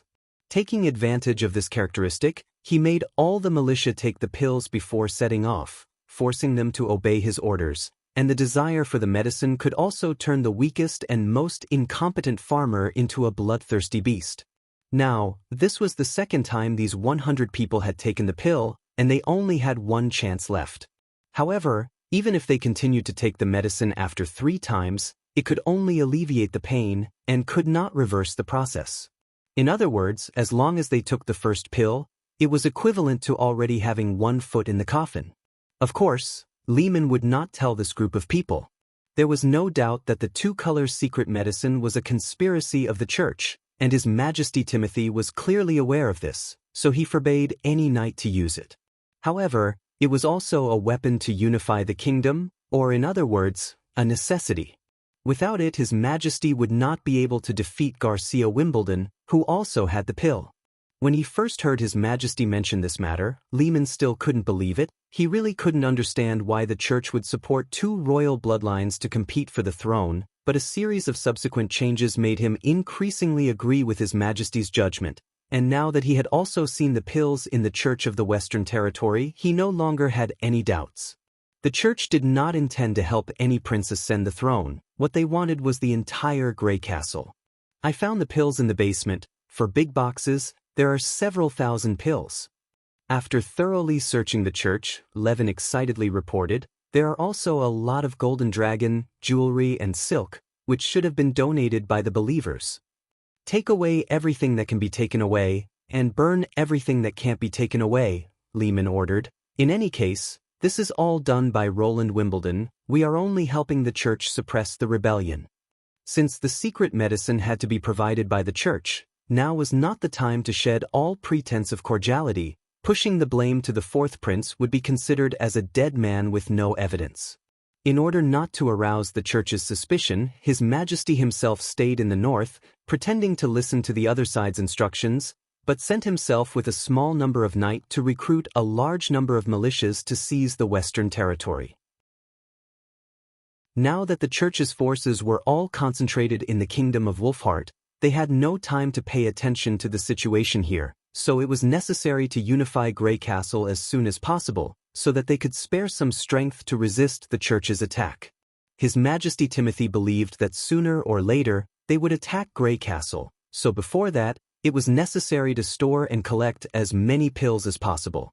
At the same time, he also ordered King's City Alchemist Workshop to study the ingredients of the secret medicine, striving to be able to imitate it as soon as possible. Chapter 197. The next morning, Roland learned that a large group of soldiers and horses were approaching. Lightning discovered the slow-moving troops during her routine patrol. What? More than 1,000 people? Roland was startled. Wasn't it supposed to be a delegation of 50 people? Aha, Maggie added, but not many of them, only 6. What about the people on foot? What about their clothes and weapons? Ordinary, most of them don't have any armor, just ordinary linen clothes, Lightning said. They also have a variety of weapons, but several hundred of them carry a short spear on their back. With such poor equipment, are they forced to recruit civilians or serfs? Roland wondered. In this era, there was no special training for the militia. To put it bluntly, the militia was responsible for carrying food and supplies for the knight's army, and sometimes served as cannon fodder to consume the enemy's arrows. If Timothy wanted to kill him by force, it was impossible for him not to know about the battle between Longsong Stronghold and Border Town. More than 200 knights of the Duke of Ryan's coalition army had not been able to touch the border of Border Town, let alone this group of militia running on foot. Knowing the course of the battle and the result, they still marched to Border Town, which could only mean that they had the confidence to break through the dense line of guns. Roland could not help but think of the church's pills. Before, he had speculated whether the church was supporting him and Garcia, and whether they were also supporting Timothy. If these people all had pills, the situation would be completely different. In a short period of time, a human could run at a speed close to that of a horse without fear of pain. In other words, the line of guns would face the attack of more than 1,000 knights. As long as one of them rushed into the line, the First Army would suffer casualties. Fortunately, the current First Army was no longer the army it had been 2 months ago. Although the revolving rifles had only been replaced with 100 or so rifles, the firepower they could deliver far exceeded that of the flintlock unit. Especially after the shooters were equipped with specialized reloaders, The enemies within a range of 300 meters would be met with continuous attacks. The artillery team had also been expanded after the Battle of the Stronghold, from the original 4 teams to the current 20 teams. Each team was equipped with a modified 12-pounder field cannon, which had increased the effective range to more than a kilometer. However, Roland thought of another problem. Did you notice that those people on foot are wearing God's stones of retaliation? I didn't dare to get too close, Lightning said, pointing to Maggie. This guy can see much better than me after turning into an eagle. The latter shook his head and said, I didn't see it. Maybe it's hidden in my clothes. Coo. If that's the case, Roland pondered. Why don't you take Nightingale and fly again? With only one person on its back, it should be able to fly at a height of about 10 meters, right? You just fly along the Redwater River. Maggie will be responsible for guarding the front. If you encounter any passing ships, use Nightingale to enter the fog state. He looked at Nightingale and said, when you get close to the enemy, you observe them from a distance to see if anyone is carrying a God's stone of retaliation. Do not attack without permission. Nightingale and Lightning said in unison. Just as the 3 of them were ready to set off, Roland stopped them. Remember, safety is the most important thing. Protect yourself. No problem, Nightingale winked and said with a smile. After the witches had left, he felt a little uneasy. Wasn't that last sentence too much like raising a flag? Moreover, he also realized that he had made a major mistake in his work. That was, his control of Longsong Stronghold's intelligence was too weak.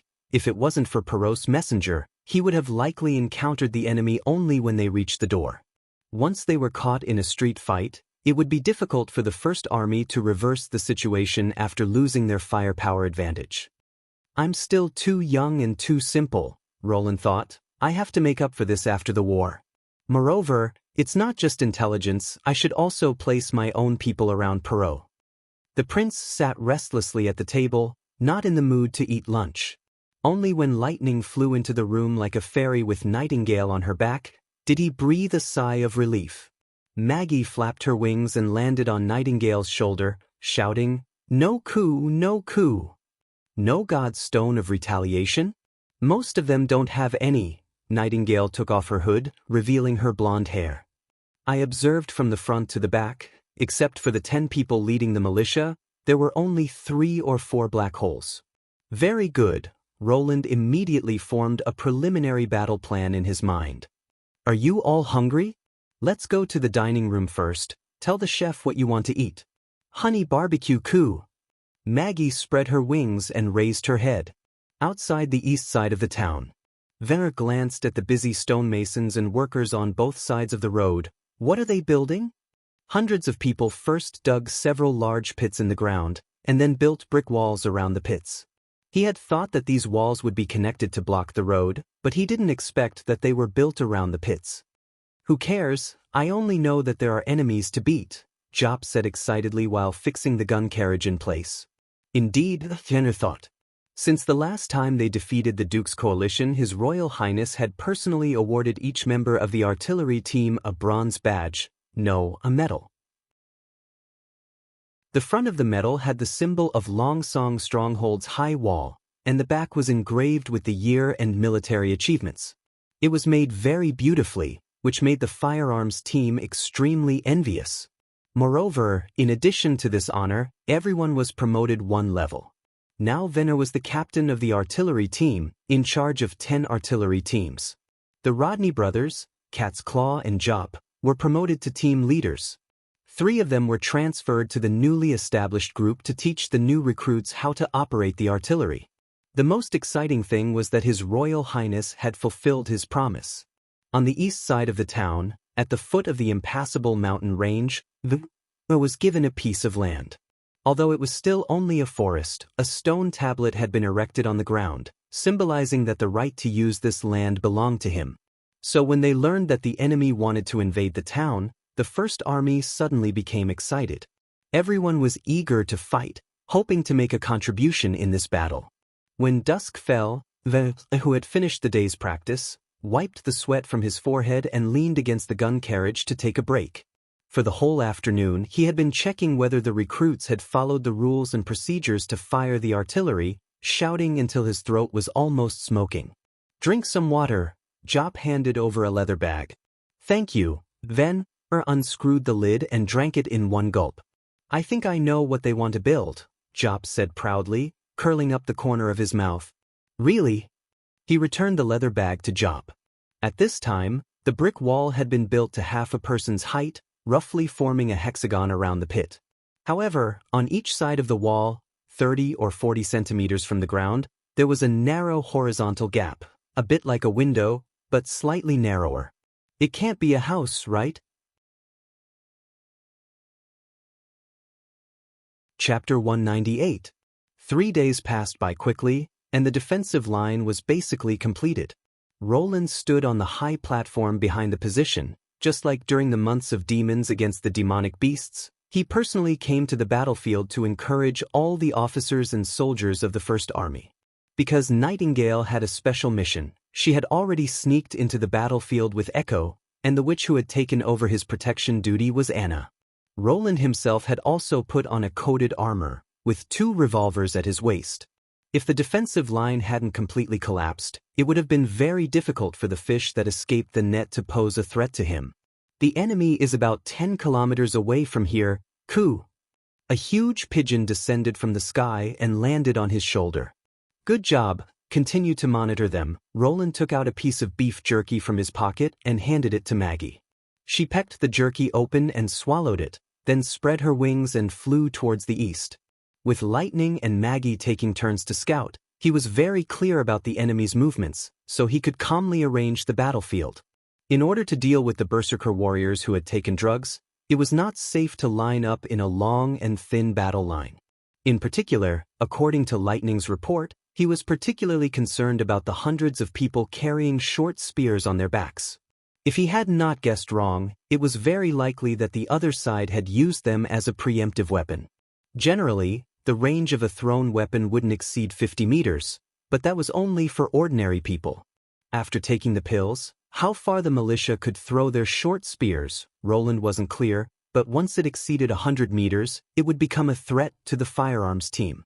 So he simply chose to put down a batch of bunkers, implement urban tactics, use buildings to block the entrance, guns to block the road, and artillery to suppress the enemy, building an insurmountable line of defense. With enough cement, it was easier to quickly build a bunker than a city wall. Although the single-layer brick bunker seemed a bit fragile in structure, for the militia who didn't carry heavy siege weapons, it was already an indestructible fortification. 10 bunkers were arranged in a diamond shape on both sides of the road, forming a crossfire. Each bunker was equipped with 24 soldiers. Half of them were recruits and half of them were veterans. The skilled veterans were responsible for shooting, while the recruits were responsible for loading the ammunition. Soroya had also drawn optical camouflage on the bunker. Looking at it from a distance, the bunker and the surrounding environment were almost integrated into one, and it was difficult to tell the difference between the two. Behind the battle line was the artillery unit. The 20 cannons were lined up in a row, and the firing sequence was the same as before. They adjusted the firing angle and loaded the corresponding ammunition according to Lightning's instructions. There was also an emergency force standing around the artillery position. There were about 100 of them, equipped with flintlocks, to protect the artillery and His Highness in the rear. Looking at the spirited and high-spirited soldiers in the defense line, Roland felt a little emotional. At first, they were thin and weak, and had signed up to join the army for eggs. But after the baptism of the months of demons and the defense of the town, they were now able to shoulder the heavy responsibility of defending their homes. "Your Highness, the enemy is only 2 kilometers away from us." This time, it was the little girl Lightning who flew back to report. "Very good. Leave the surveillance task to Maggie. You can go into the forest and issue the signal to fire." Roland nodded, then turned around and said to the chief knight, "Pass my order. All members of the First Army, get into position and prepare to meet the enemy." Carter saluted. Lehman felt that his hand was getting heavier and heavier. 2 days ago, there was still a burning pain, but now he had almost lost consciousness. The armor could no longer cover his swollen and blue arm, and the place where the hammer had hit left a red and black mark. At first glance, the skin looked like it was covered with a layer of oil, somewhat transparent and shiny. It should be a broken bone, he thought. If I don't treat it, I won't be able to keep my arm. Although the painkillers found in the church could relieve the pain, they couldn't make the broken bone grow back. He decided to wait until the end of the battle and immediately return to King's City, where Grey Castle's best pharmacists and alchemists should be able to cure this damn internal injury. Sir Lehman, your hand, is it okay? Levin asked with some concern. It only looks scary, he pretended to be indifferent. Besides, we don't need to attack Border Town, we just need to watch from the side. I hope the pain in your arm hasn't made you dizzy, sir, Dorn sneered. Have you thought about how to attack Border Town? The other's tone made Lehman frown, but now was not the time to care about such trivial things. According to the information I heard from the Wolf and Elk nobles, they mainly rely on a long-range attack weapon to contain the knight's charge. This weapon can launch an attack before the knight can accelerate, accompanied by fire and a loud noise, similar to a large ballista, but the projectile it shoots is much faster than the ballista. In other words, although it is powerful, it can't be fired continuously, right?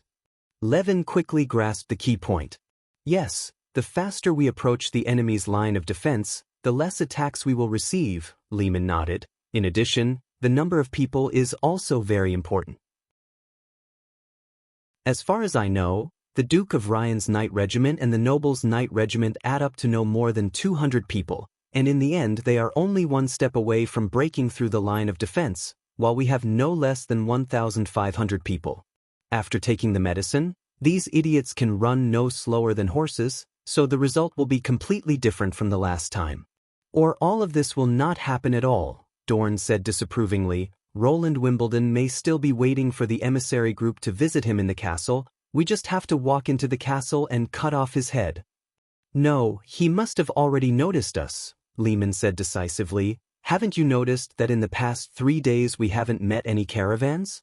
It's not strange for the merchants who set off from Longsong Stronghold to stop or return after seeing the tail of the main army, but not seeing any caravans from Border Town is unusual. This can only mean that the prince has sealed off the border. Now do you understand why His Majesty chose Sir Lehman as the captain, and not you? Levin sneered. Well, it seems that there is no problem with your head for the time being, Dorn shrugged. This is also good. Compared to killing the prince, it is obviously more interesting to get rid of those untouchables who dare to rebel against His Majesty. Sir Lehman, Border Town's troops and horses have been discovered in front, the knight in charge of the investigation reported. Let's go and have a look. Lehman urged his mount forward. At this time, the outline of the town's castle was faintly visible, and at the end of the road there seemed to be a shadow walking. He took out his telescope and carefully observed the enemy's line of defense. Those wheeled things should be the long-range attack weapons mentioned in the intelligence, but their number seems to be much greater. Should we let everyone directly rush forward? Levin asked. This road is a bit narrow. I'm afraid it won't be able to accommodate all the militia. He looked to the right side of the woods. We can divide some people and go around the woods. It doesn't matter if it's slow. If we can form a pincer attack from the side, this line of defense won't last long. Just as Lehman was about to order the adjustment of the team, he suddenly caught a glimpse of a white figure from the corner of his eye. He was startled. Is this an illusion caused by the broken arm? Turning his head, he saw that it was actually a woman. She was wearing a hood, her whole body was shrouded in a white robe, and before he had time to open his mouth, a flame suddenly appeared in her hand.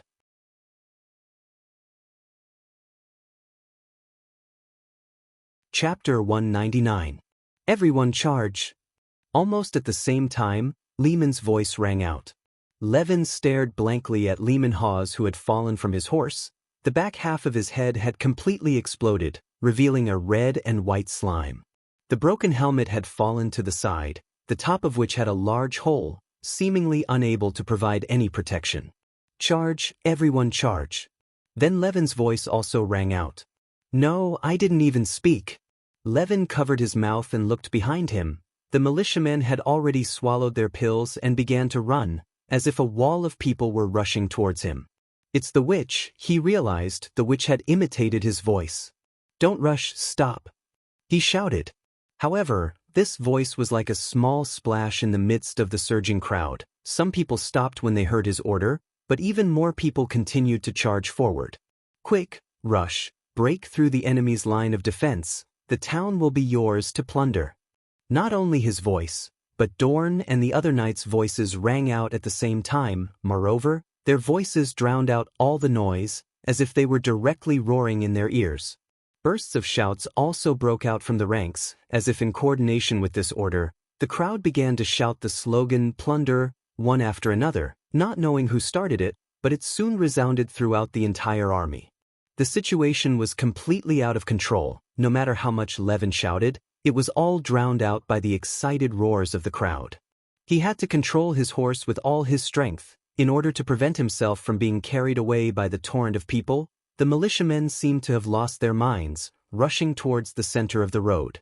No, that's not right. They didn't have any sense of reason, especially under the guidance of someone. After taking the medicine, they would enter a state of extreme excitement, and any slaughter would only stimulate them further.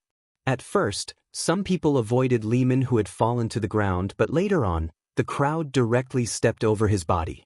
Levin wanted to look for Dorn and the others, but found that they had been scattered by the flow of people, so he had no choice but to follow the direction of the troops, gradually moving towards the side of the woods. If he suddenly moved his horse horizontally, it was likely that he would be knocked down by the militiamen who had increased their strength by several times. At that time it would be difficult for him to stand up again. After separating from the troops, Levin looked around, wanting to find the witch who had created this chaos and dismember her body into 10,000 pieces. In his opinion, this was definitely a witch's plot.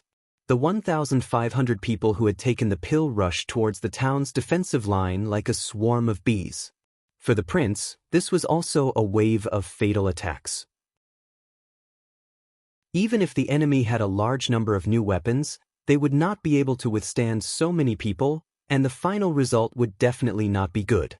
In a situation where both sides suffered losses, the witches were obviously happy to see such a situation, so they played tricks and lured the army to advance without authorization. The witch who killed Lehman and created the chaos shouldn't be the same person. Roland looked at the small number of militias around him. They were all standing at the front of the army and had witnessed Lehman's fall, as well as the group of people who had heard his order to stop. However, compared to the huge army, there were less than 30 people gradually approaching them. One of them should have the ability to hide their body, and the other one should have the ability to simulate sound. It's impossible for a witch to have two abilities. Go find the latter. I want to tear her throat with my own hands. From the shooting window, Brian could see that the enemy was getting closer and closer. The bunker in front of them was already firing. His position was located in the middle of the diamond, so he had to wait for the enemy to pass by the purple marking on the side of the road before he could open fire. This kind of waiting made him very anxious. Walking to the other side of the window, Brian looked back into the distance. White smoke was constantly rising from the artillery position, and a loud sound like rolling thunder could be heard. They were the first to get busy. The range of the 12-pound cannons covered almost the entire battlefield, and if you listened carefully, you could even hear the whistling sound of the shells passing through the air. My God, they're really fast. Look at that guy. His hand was cut off by a shell, but he's still running forward. His Royal Highness is right. Are they still human? They're just like demonic beasts. Since the First Army had been informed before the war that the enemy was a madman who had taken the church's berserk pill, the enemy's charge against the rain of bullets not only didn't scare them, but instead made them full of fighting spirit. After all, the First Army had grown up fighting against demonic beasts. Captain, they're almost here. Someone reminded him. Brian quickly returned to his position and put the rifle out of the window.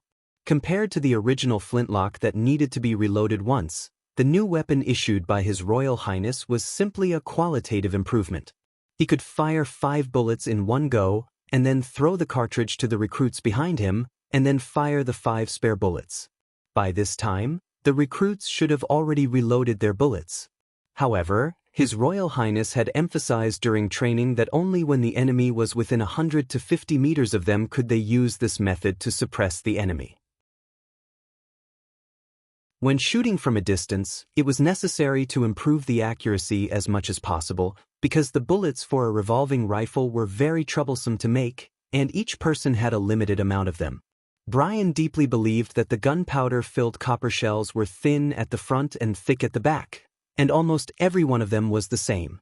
A blacksmith would never be able to make such an exquisite thing, so he knew that it must have come from the hands of a witch.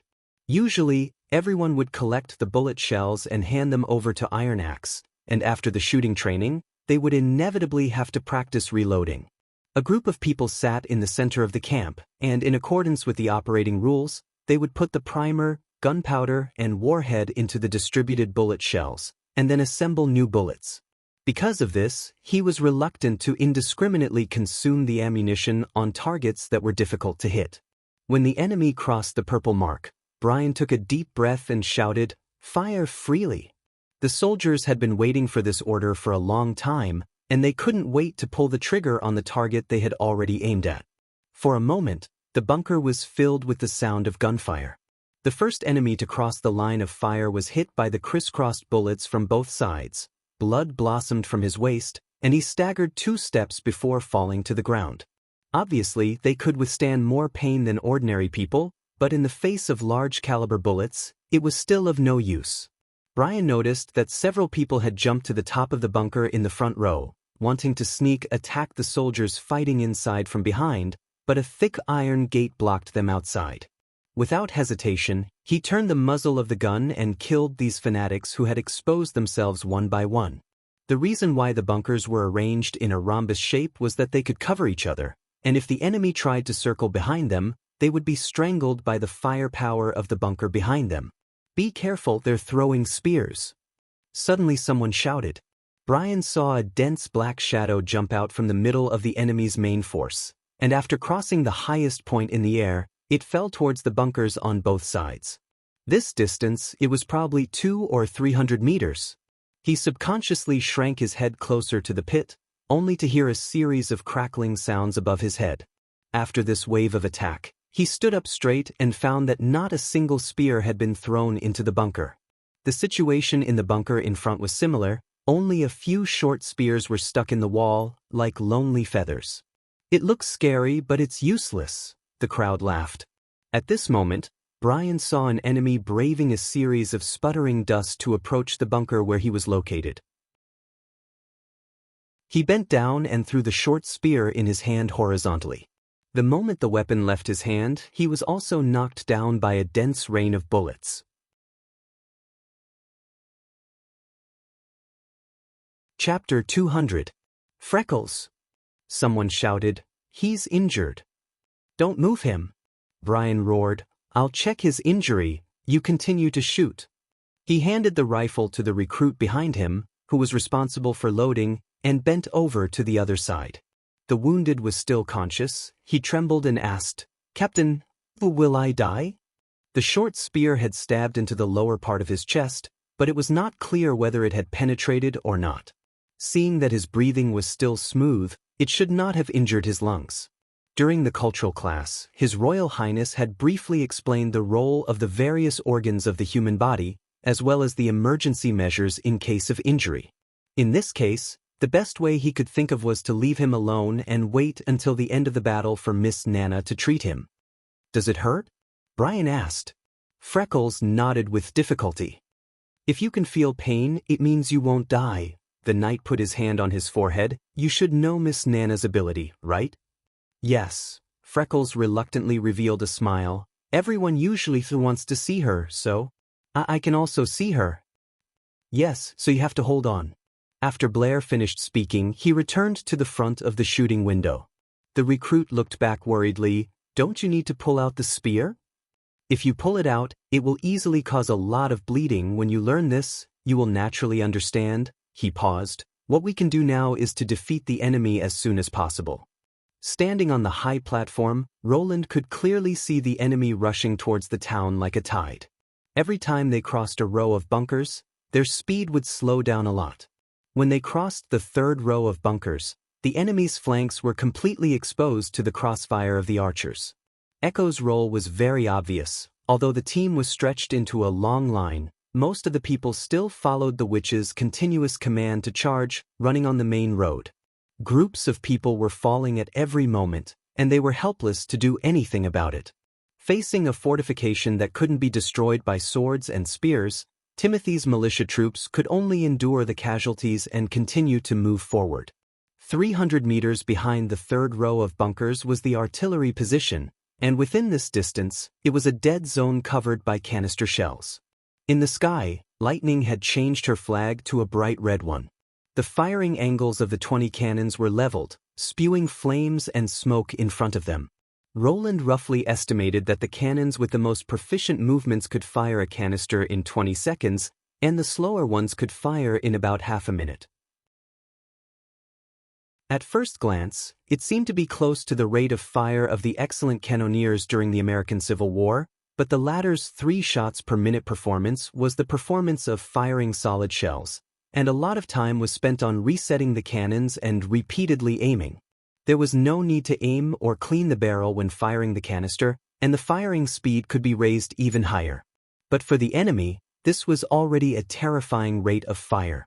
The canister bullets were particularly lethal to unarmored targets. Almost every iron ball could penetrate 2 or 3 people. Although the pills could resist pain, they could not suppress fear. When they saw the people around them being turned into sieves, even if they were filled with excitement and the desire to kill, they could no longer suppress the instinctive fear of life. Not to mention that they weren't some iron-willed troop to begin with. Without the pills, these people were just a group of untrained civilians who lacked actual combat experience. When half of the people were lying on the road, the enemy began to flee. Fear spread like a plague. With the first one, soon a second and a third appeared. The front line completely stopped moving forward and began to change direction, retreating towards the rear. The artillery team once again replaced the solid shells and fired at the center of the road, while the flintlock team in the bunker never stopped firing. Piles of corpses fell on the road. Levin's anger gradually cooled down, and he began to feel afraid. More than 20 people first discovered the witch who had created the chaos. She was wearing strange clothes, and when she lurked in the woods, she almost blended in with the surrounding scenery. If the other party hadn't been moving forward with the main force, leading them to the center of the road, it would have been almost impossible for them to discover her. Even so, she caused great trouble for Levin. He discovered that the witch's imitated voice was erratic and didn't need to come out from the mouth. Sometimes it came from the left, sometimes it came from the right, and sometimes it even came from the back of his head. The content was also varied, such as imitating his own accent to issue orders, or a militia's painful cry for help. But just as they were about to surround and capture her, the woman in white appeared again. Levin relived the shocking scene of Lehman Hawes being killed in the blink of an eye. She was holding a silver crossbow in her hand, and as long as there was a burst of sparks and a loud noise, one of them would fall. The encirclement was torn apart in an instant, and for a moment, everyone became frightened. Their armor was unable to resist, and their shields were also of no use. The iron shield in Levin's hand was broken in half, and the small holes in the iron sheet told him how amazing the power of the other party's weapon was. The only thing that could compare to it was the heavy crossbow. If he hadn't subconsciously ducked, it was estimated that he would have already become a corpse. But the heavy crossbow couldn't be fired in succession. The witch in white's ability to disappear and reappear, coupled with the terrifying weapon that didn't need to be loaded, made Levin realize that he had no chance of winning. Once this realization prevailed, his anger was quickly extinguished, as if it had met a cold wind. Take the pill, and take advantage of her appearance to kill her. Although his mouth was shouting like this, Levin himself retreated, and when she focused her attention on the militia, he fiercely ran out of the woods. It would be safer to stay with the large group of people. She would never dare to attack him in the crowd. The growth of the woods was also very strange. The dense weeds almost reached his knees, and the ground was also covered with vines. If he wasn't careful, he would trip. Stumbling all the way out of the woods, Levin looked ahead, wanting to join up with the large group, but the scene in front of him made him dumbfounded. The effect of the pill still hadn't ended, and the militia was retreating. No, it should be said that they were fleeing. Those who were slow to run, or those who hadn't reacted yet, were pushed to the ground and ruthlessly trampled on by the people behind them. Charging like a galloping horse and running away was the same. The surging tide of people stirred up the dust in the air, and he simply didn't dare to step forward to stop them. What the hell happened? Levin couldn't believe what he was seeing. In such a short period of time, 1,500 people were completely routed? And this was even under the condition of taking the pill. Are the prince's subordinates all monsters? At this moment, the sound of someone stepping on the weeds came from behind him. He clenched his teeth and fiercely pulled out his sword and stabbed behind him. At this life and death juncture, his sword was even faster than before, like a bolt of lightning, but what greeted him was a dazzling flame. The sword was smashed into pieces by something, sparks flying in all directions, and then a stabbing pain came from his right hand that was holding the sword, and the feeling at his fingertips instantly disappeared. When his line of sight moved to his arm, Levin discovered that half of his arm had disappeared, and his red and white muscles and bones were exposed, like a snake grass flower in full bloom. The woman in white walked towards him with an expressionless face, and he couldn't help but take 2 steps back and then tripped on the ground. The witch's foot stepped on his shoulder, and the cold weapon was pressed against his forehead. From this angle, Levin could see the other's face hidden under the hood. So beautiful.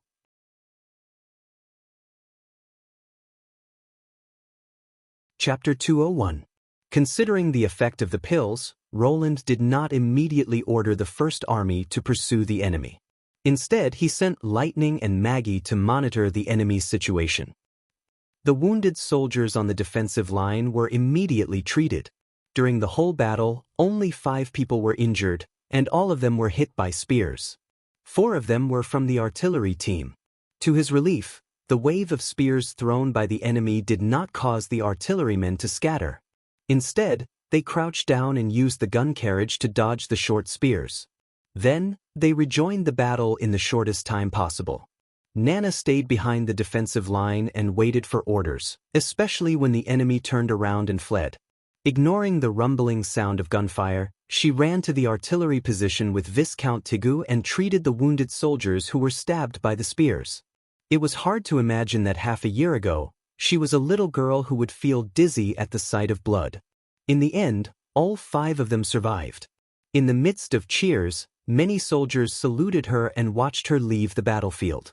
In fact, this battle was much easier than the one against the Duke's coalition army. Without the drugs, the militias who had fallen into a state of addiction were extremely weak. Some of them even ran for 2 or 3 kilometers before lying on the ground, unwilling to move again. The pursuing troops quickly gathered all of them and escorted them to Long Song stronghold. During this period, the First Army also captured 2 night soldiers.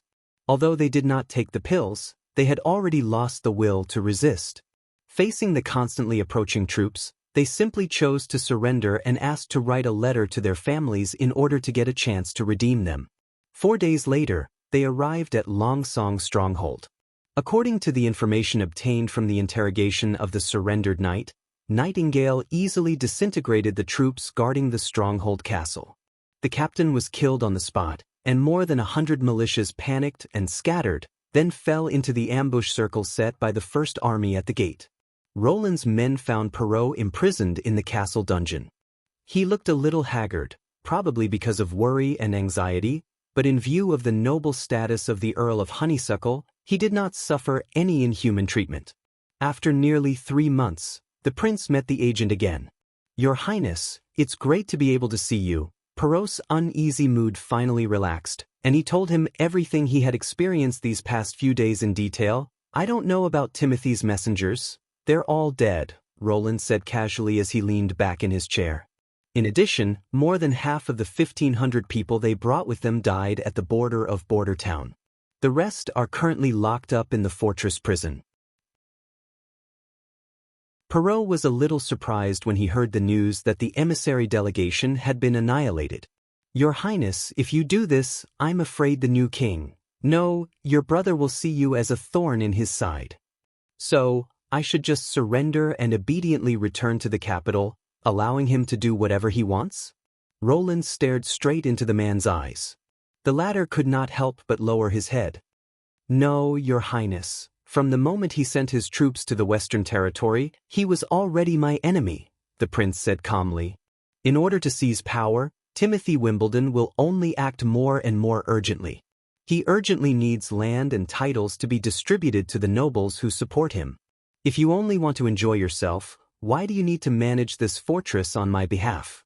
You should be very clear that only when I become the king of Grey Castle can your position in the Western Territory be stabilized. He paused and then said, in order to prevent such a situation from happening again, I need to form an army to defend the fortress. An army? Perrault was startled. Yes, not a knight, but a professional army composed of civilians. Roland slowly explained his plan. You will select a team of 300 people from the fortress, and my subordinates will train them on how to fight. The requirements for these 300 people are, they must be civilians, have never committed a crime, are not believers of the church, be between 16 and 30 years old, and have no physical disabilities. During the training period, they will live in Border Town, and I will provide them with weapons. From now on, your knight and patrol will only be responsible for the city's security. More details are written here. He handed the other a piece of parchment. You can announce the recruitment and screening according to the content. If he wanted to control the city's defense in his own hands, obviously stationing his own army was the most appropriate way. But the number of the first army was too small, and it was not enough to defend Border Town, let alone to be stationed in Longsong Stronghold. Therefore, it was a compromise to let the other provide the manpower and to train himself. Nightingale's lie detection ability could ensure the purity of the team, and the new army's training methods and ideological education could make this group of people quickly form a fighting force. They would be equipped with the obsolete front-loading flintlock. Even if it was seized by the enemy, it would not be a big problem. In addition, this army could also shoulder the task of transmitting information and intelligence. As long as someone tried to attack the fortress, Roland would be the first to receive the news. I understand. Perrault nodded. I will review the people you have screened out. Don't try to plant spies in the team, it is meaningless. Roland warned, the spies you sent before have now entered the mine. If something similar happens again, no, Your Highness. The other wiped the sweat from his forehead. I promise it won't happen again. Next is the church. The prince leaned back in his chair with satisfaction. You probably don't know yet, but the Stronghold Cathedral was set on fire by Timothy's men, and the high priest Tyro was also killed by them. Now there are only ruins left. They actually burned down the church? Perrault was shocked by the news. I have to report to Hermes. The church's law stipulated that the king and the lord had the obligation to protect the local church's facilities from being violated. If they were unable to stop it, they should immediately report the news to the Holy City. For the former ambassador who was proficient in the law, this was considered a normal reaction. Moreover, this kind of thing could not be concealed. Perhaps the devout believers in Stronghold had already sent the secret letter to the Holy City on the same day. Indeed, you should report it, but the content of the letter needs to be adjusted appropriately. Roland raised the corner of his mouth. You only need to say in the letter that the attackers were Timothy Wimbledon's troops. After looting and burning the church, they left Longsong Stronghold and disappeared. In addition, you need to attach this thing to the letter. He took out a pill from his pocket and handed it to Perrault. Just say that it was picked up near the church. They will naturally understand. What is this? The church's secret medicine, which is also Timothy's goal. It can make ordinary people burst with extraordinary power for a short period of time, but after the effect of the drug subsides, the user will slowly die of exhaustion, Roland simply explained. Timothy wants to rely on this drug to strengthen the army and stabilize his precarious throne. When the church sees this pill, they will naturally understand his intentions. As for whether they will take measures, that is another matter. Chapter 202. Roland took a sip of tea, then said, in addition, I intend to carry out basic education in Longsong Stronghold. This is also the test to determine whether you can continue to manage Longsong Stronghold. Hearing the word, test, Perrault's ears immediately stood up. Basic education? That's right, Roland nodded with a smile. Now that the church had been destroyed and the high priest had been killed, the church's power had been weakened by more than half. It was a good time to fight for the ideological position. He didn't expect to transform all believers into potential qualified workers, he just wanted to further eliminate the influence of the church. If the Holy City wanted to encroach on Longsong's stronghold again, Roland had many ways to keep them out, and building a new church was out of the question. Basic education is open to all residents under the age of 40, regardless of gender, including reading and writing, simple calculation, the popularization of natural knowledge and ideological education. Roland waved his hand, suppressing the other's doubts. Rest assured, this cost will be deducted from the tax paid to Border Town. From this month onwards, you only need to pay 20% of the tax, and the remaining 10% will be used as a special education fund. You can recruit several scholars from King's City, or hire local knight squires and fallen nobles, but these people won't cost much money. 10% of the tax is at least close to 1,000 golden dragon, so you have to do much more than that. Perrault thought for a moment, then said, Your Highness, do you mean to use this money to encourage the residents to receive education? This guy's reaction was really sharp. Roland laughed. Yes, except for children, most people have to make a living during the day, so their education should be carried out at night. But after a busy day, it's finally time to rest. No one wants to listen to other people's nagging, not to mention learning to read also needs to use their brains. So you can use some means to entice them to learn, such as providing a dinner with meat, or learning fast can get a monetary reward, and so on. Of course, a bright and spacious classroom is also indispensable. He paused. In short, you have to do everything possible to spread this work to all residents of Longsong Stronghold. As I said, this is also a test for you. 1 year later, I want the number of people in the stronghold to exceed 50%. But Your Highness, said Perrault, hesitating.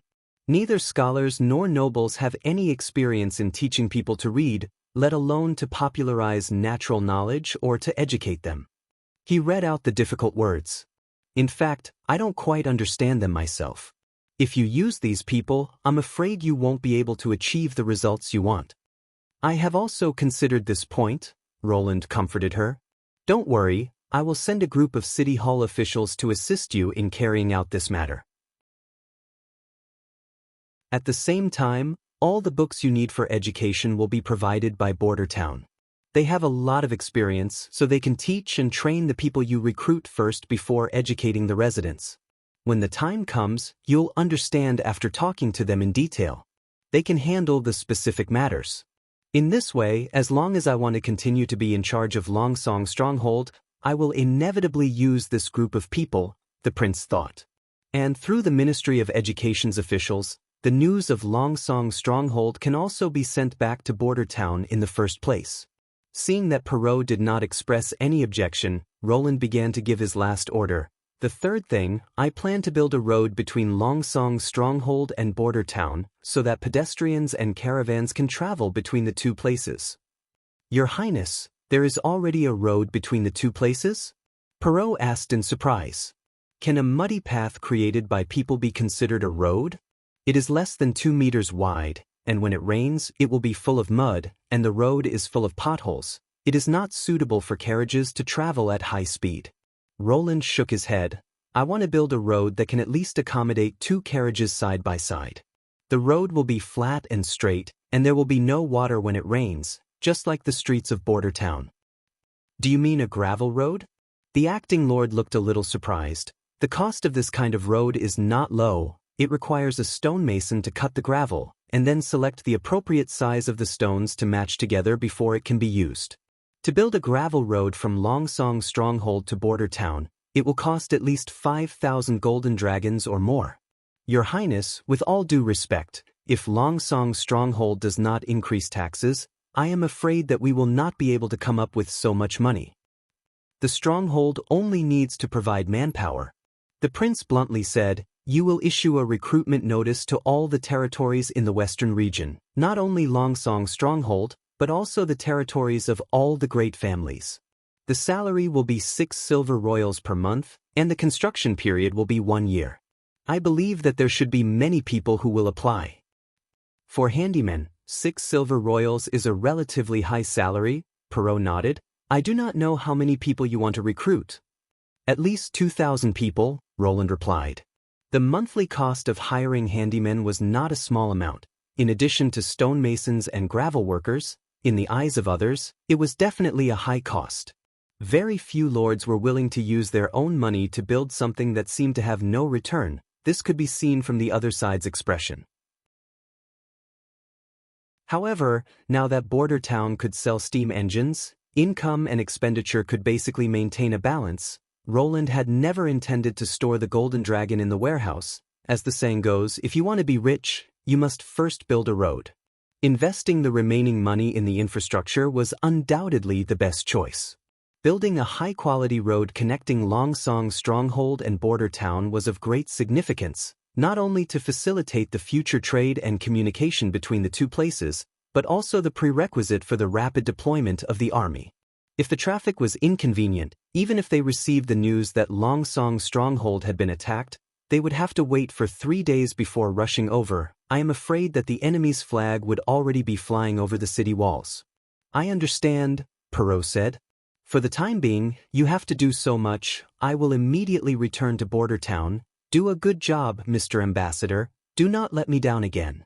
When Perrault was about to leave, he suddenly remembered something, stopped and asked, Your Royal Highness, what should we do with those people imprisoned in the prison? For the first time, Roland didn't answer so happily. He was silent for a moment before saying, Keep them, they won't live for long. After boarding Little Town, the prince set foot on his way back. You don't seem to be in a good mood? Nightingale appeared, tilted her head and asked, Is it because of those civilians? They were all forced by Timothy, Roland sighed. If they hadn't taken the pill and been manipulated, they wouldn't have become his minions and died in this strange land. It's not your fault. Nightingale reached out and held his arm. Of course not, Roland said without hesitation. If I hadn't been able to stop them, Border Town would have become a victim of Timothy's power. Of course, the church that made the pill is also one of the main culprits. So you will destroy the church and the dispute and make people no longer have to kill each other for such senseless reasons, right? Nightingale asked with a smile. Whether it is an ordinary person or a witch, they can all live happily under your rule.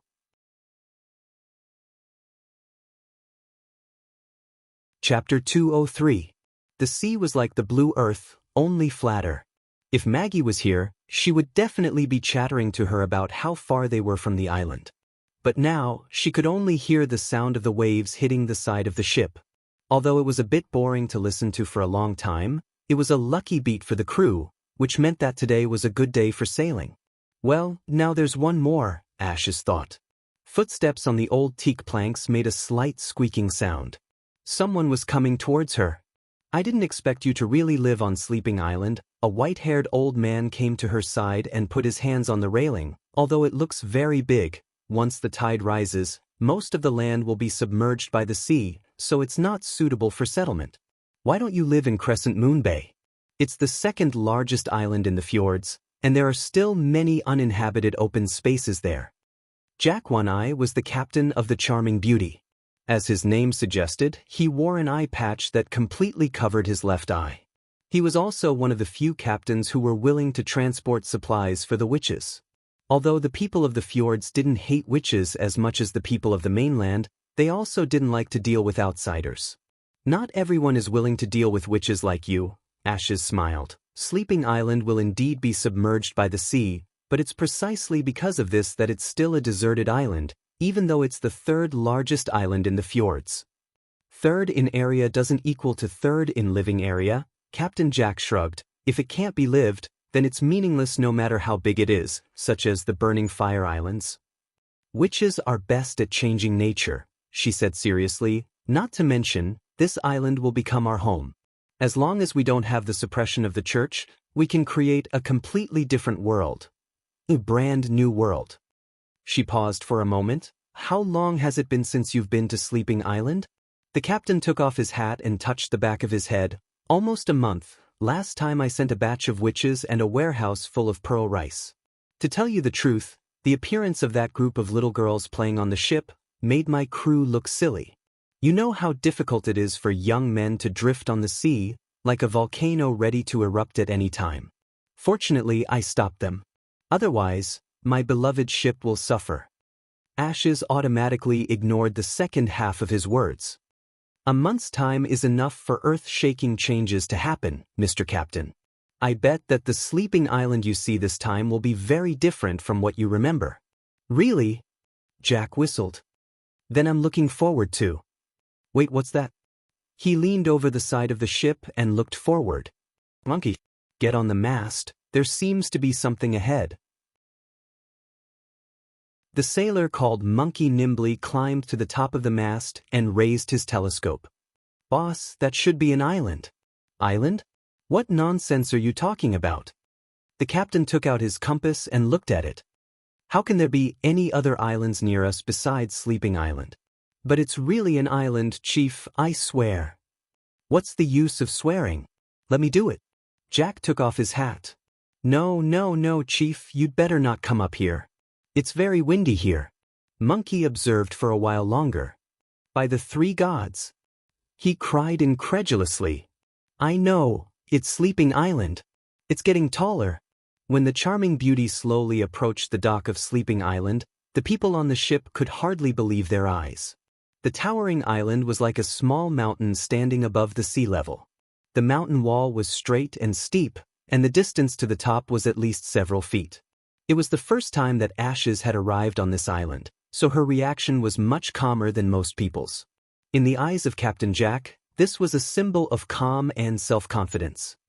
You win, he sighed. I didn't expect that you would be able to make an island rise. It's no wonder that the lunatics of the church hate witches so much. This is almost comparable to the gods. Uncle Jack, we didn't make the island rise like you said, the little girl standing at the dock to greet them said with a smile. We just built a circle of walls around Sleeping Island. Later you'll know when you go in with us. Then she turned to Ashes, bowed her head and said, You're finally back. Lady Tilly has been talking about you for a long time. Ashes touched her head. No need to be so polite, Molly. I'll have to trouble you to carry the things later. Leave it to me, the little girl said, patting her chest.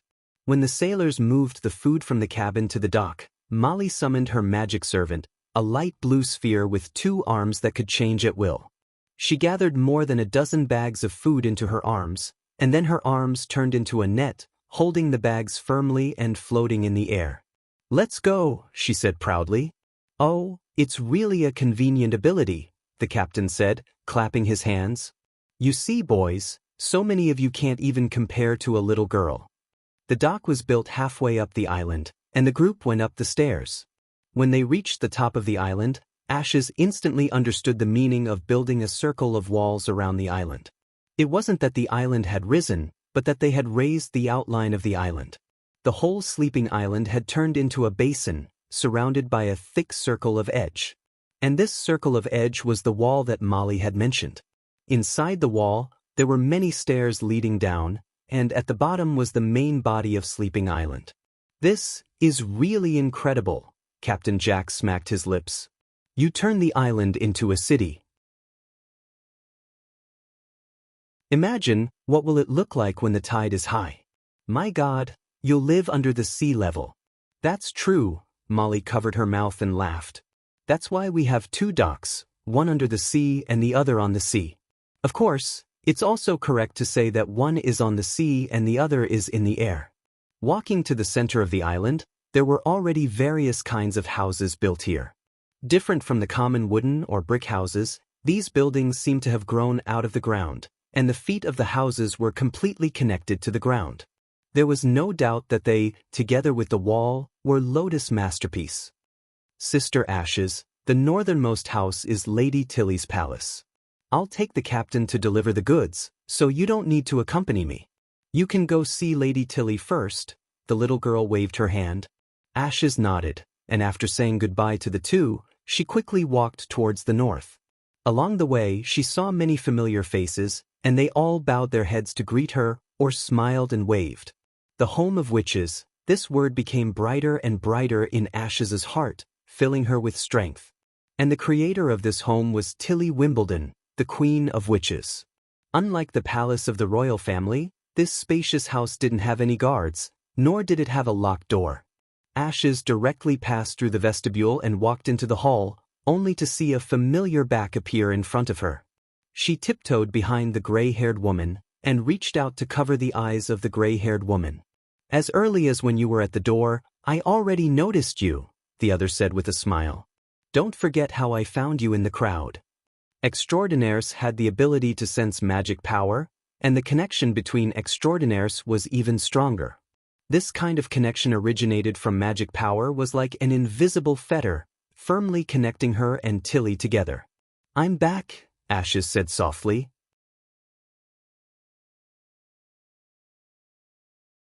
Chapter 204. After the two of them cuddled for a while, Ashes noticed a pile of jewel-like gadgets placed in front of her and asked curiously, "What are these?" "Come," Tilly patted her side and said, "I'll show you something interesting." Ashes sat cross-legged next to her. She saw her putting on a white silk glove, and the back of her hand was inlaid with a sparkling ruby. "This is a tracing stone?" Tilly didn't reply. Instead, she smiled and stretched out her hand towards the empty space. Suddenly, a bolt of lightning jumped out from her fingertips and struck the ground, making a crackling sound. Soon after, a wisp of green smoke rose from the ground, leaving behind a palm-sized scorched black spot. Ashes could not believe her eyes for a moment. "You have a new ability?" Tilly Wimbledon was an extraordinaire. Her magic was acting on her own body, which manifested in her extraordinary intelligence. It was impossible for her to release it like ordinary witches. The lightning just now meant that she had a new ability, and it was impossible for witches to have two main abilities at the same time. This was common sense to the sisters. Tilly took off the glove and handed it to Ashes. "It's not that I have a new ability, but this stone." She raised the corner of her mouth. "It's that it changes the way magic works, so that magic shows a completely different effect." Ashes rubbed the gem in the center of the glove and was greatly shocked. She knew that Tilly would not lie to her, which meant that non-combat witches could also have fighting ability, and the witch's ability to resist foreign enemies would be greatly enhanced. "How many of these stones are there?" "Only one." Tilly seemed to have guessed Ashes's thoughts, and it's not that easy to use. You can try to imagine magic as something that actually exists, fill the stone with it, and then release it. Ashes thought hard for a long time, but there was no trace of lightning. "Do you understand?" She laughed and said, "We're still extraordinaires, so we can sense magic power. For other witches, it's even more difficult. It takes a lot of imagination and understanding. In fact, I've asked many people to test it out, and out of 100 people, only 2 or 3 can quickly comprehend and release lightning." "Are you mocking me for being stupid?" Ashes took off her gloves. "More or less." Tilly raised her eyebrows. "At that time I only used—" Ashes kissed her, and she could only let out a low moan. After they separated, the latter let out a long sigh. "All right, you're not that stupid after all. What about the other stones?" Ashes licked her lips. Only in front of the 5th princess could she completely relax. "Do they all have different abilities?" "It's a different performance effect," Tilly corrected, her cheeks still blushing. "It doesn't give ordinary people the ability of witches, only magic can stimulate it." She paused. "This makes me wonder." "What question?" "In the end, what is magic power?" Tilly calmed herself down and explained word by word. "For a long time, witches have a wide variety of abilities, showing a high degree of uncertainty, and under the perception of extraordinaires, they are also different. But this strange stone completely unifies the magic power. Any witch can release the same ability through it, so I may have been thinking in the wrong direction. Maybe magic itself is an omnipotent force, and witches only have one of its manifestations." "What about these magic stones?" Ashes asked. "They can only be released, but they can't gather magic power. At present, it is not clear whether they are man-made or naturally formed," Tilly regretfully said. "Legend has it that they were excavated from the ruins, and now most of them have been scattered among the people." I can only collect these few. I heard that there are ancient ruins in the eastern forest of Seawinshire. I really want to go there and take a look. Maybe I can find more information about magic power and historical faults. She's saying something that I don't understand, Ashes helplessly thought. As long as I can live, who cares what happened more than 400 years ago? It's best not to. Seawinshire is now one of the most dangerous places in Grey Castle. Why? Before I set off from the port of Clearwater, I heard the sailors chatting about Garcia Wimbledon's Black Sail fleet being dispatched, and it seems that their destination is Seawinshire, which is Timothy's territory. She probably wants to take advantage of the flexibility and concealment of the sea and directly attack his rear camp. Ashes advised, wait until the martial law is lifted, then I will have the opportunity to leave the port. If their information is accurate, I'm afraid that Seawinshire has already fallen into a sea of fire. Are they still fighting each other? Tilly looked a little worried. If this goes on, the church will take advantage of the situation. If they can't unite, Grey Castle will be like the kingdom of endless winter, swallowed up by the church. This sentence startled Ashes, and the fifth princess quickly noticed her strangeness. What's wrong? Nothing, she blinked her eyes. Your appearance just now was a bit similar to Roland Wimbledon. He also said the same thing to me. You actually saw him? Tilly became interested. That's right, you didn't tell me what you gained from this trip to the Western Territory. Quickly tell me. I heard the news of the Witch Cooperation Association and went to Border Town. This should have already been told to you by the Shadow. Ashes took the other into her arms. In the end, I found out that the so-called search for the Holy Mountain was actually a scam set up by Roland. He took over the Witch Cooperation Association and secretly recruited witches.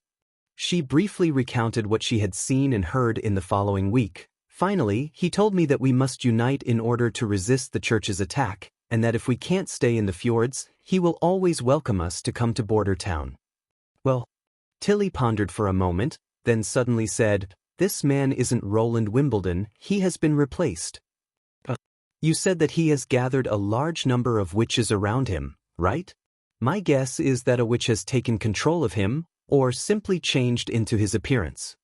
Tilly said bluntly, I grew up with Roland, so I am very clear about this. Compared to the other two brothers and the third princess, he is the worst at concealment, and his lies are full of loopholes, so it is impossible for him to disguise himself as someone else. As for the weapon that you said was able to fight against the God's punishment army, it proves this point. A person can hide their character, but they can't fake their knowledge. The court tutors simply didn't teach them these things, so how did he know? Tilly said bluntly, in this world, there is no one who can be born with knowledge, so he certainly can't be my stupid and annoying brother. Is that true? Ashes frowned. Even so, I still need to contact them, Tilly sighed. Roland Wimbledon is, after all, my brother.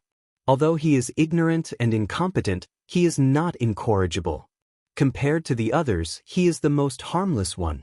I hope that the witches of the Witch Cooperation Association have not yet buried him in the ground.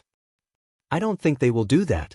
Ashes couldn't help but think of Vendi. Moreover, I left Maggie there, and at the end of the month, she will bring us more news about Border Town. That's the only way, after all, our current focus is not here. The fifth princess stood up from her arms, walked to the garden, and opened her arms. Since you are back, the cleaning plan can begin. I want the fjords to no longer have any traces of the church's existence, and eventually the fjords islands will become the witch's residence. The sun shone on Tilly's body from behind, as if gilding her silhouette with a layer of gold. Her long gray hair caressed her cheeks, like a light golden thread, and her expression was full of confidence, as if no difficulty could knock her down.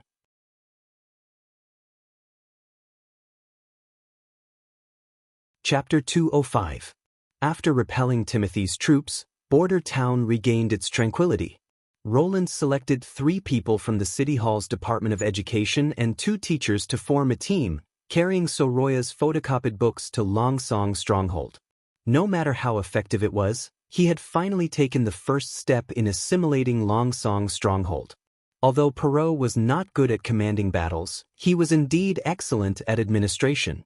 In just 1 week, 2,000 handymen had arrived in Border Town under the escort of the knight.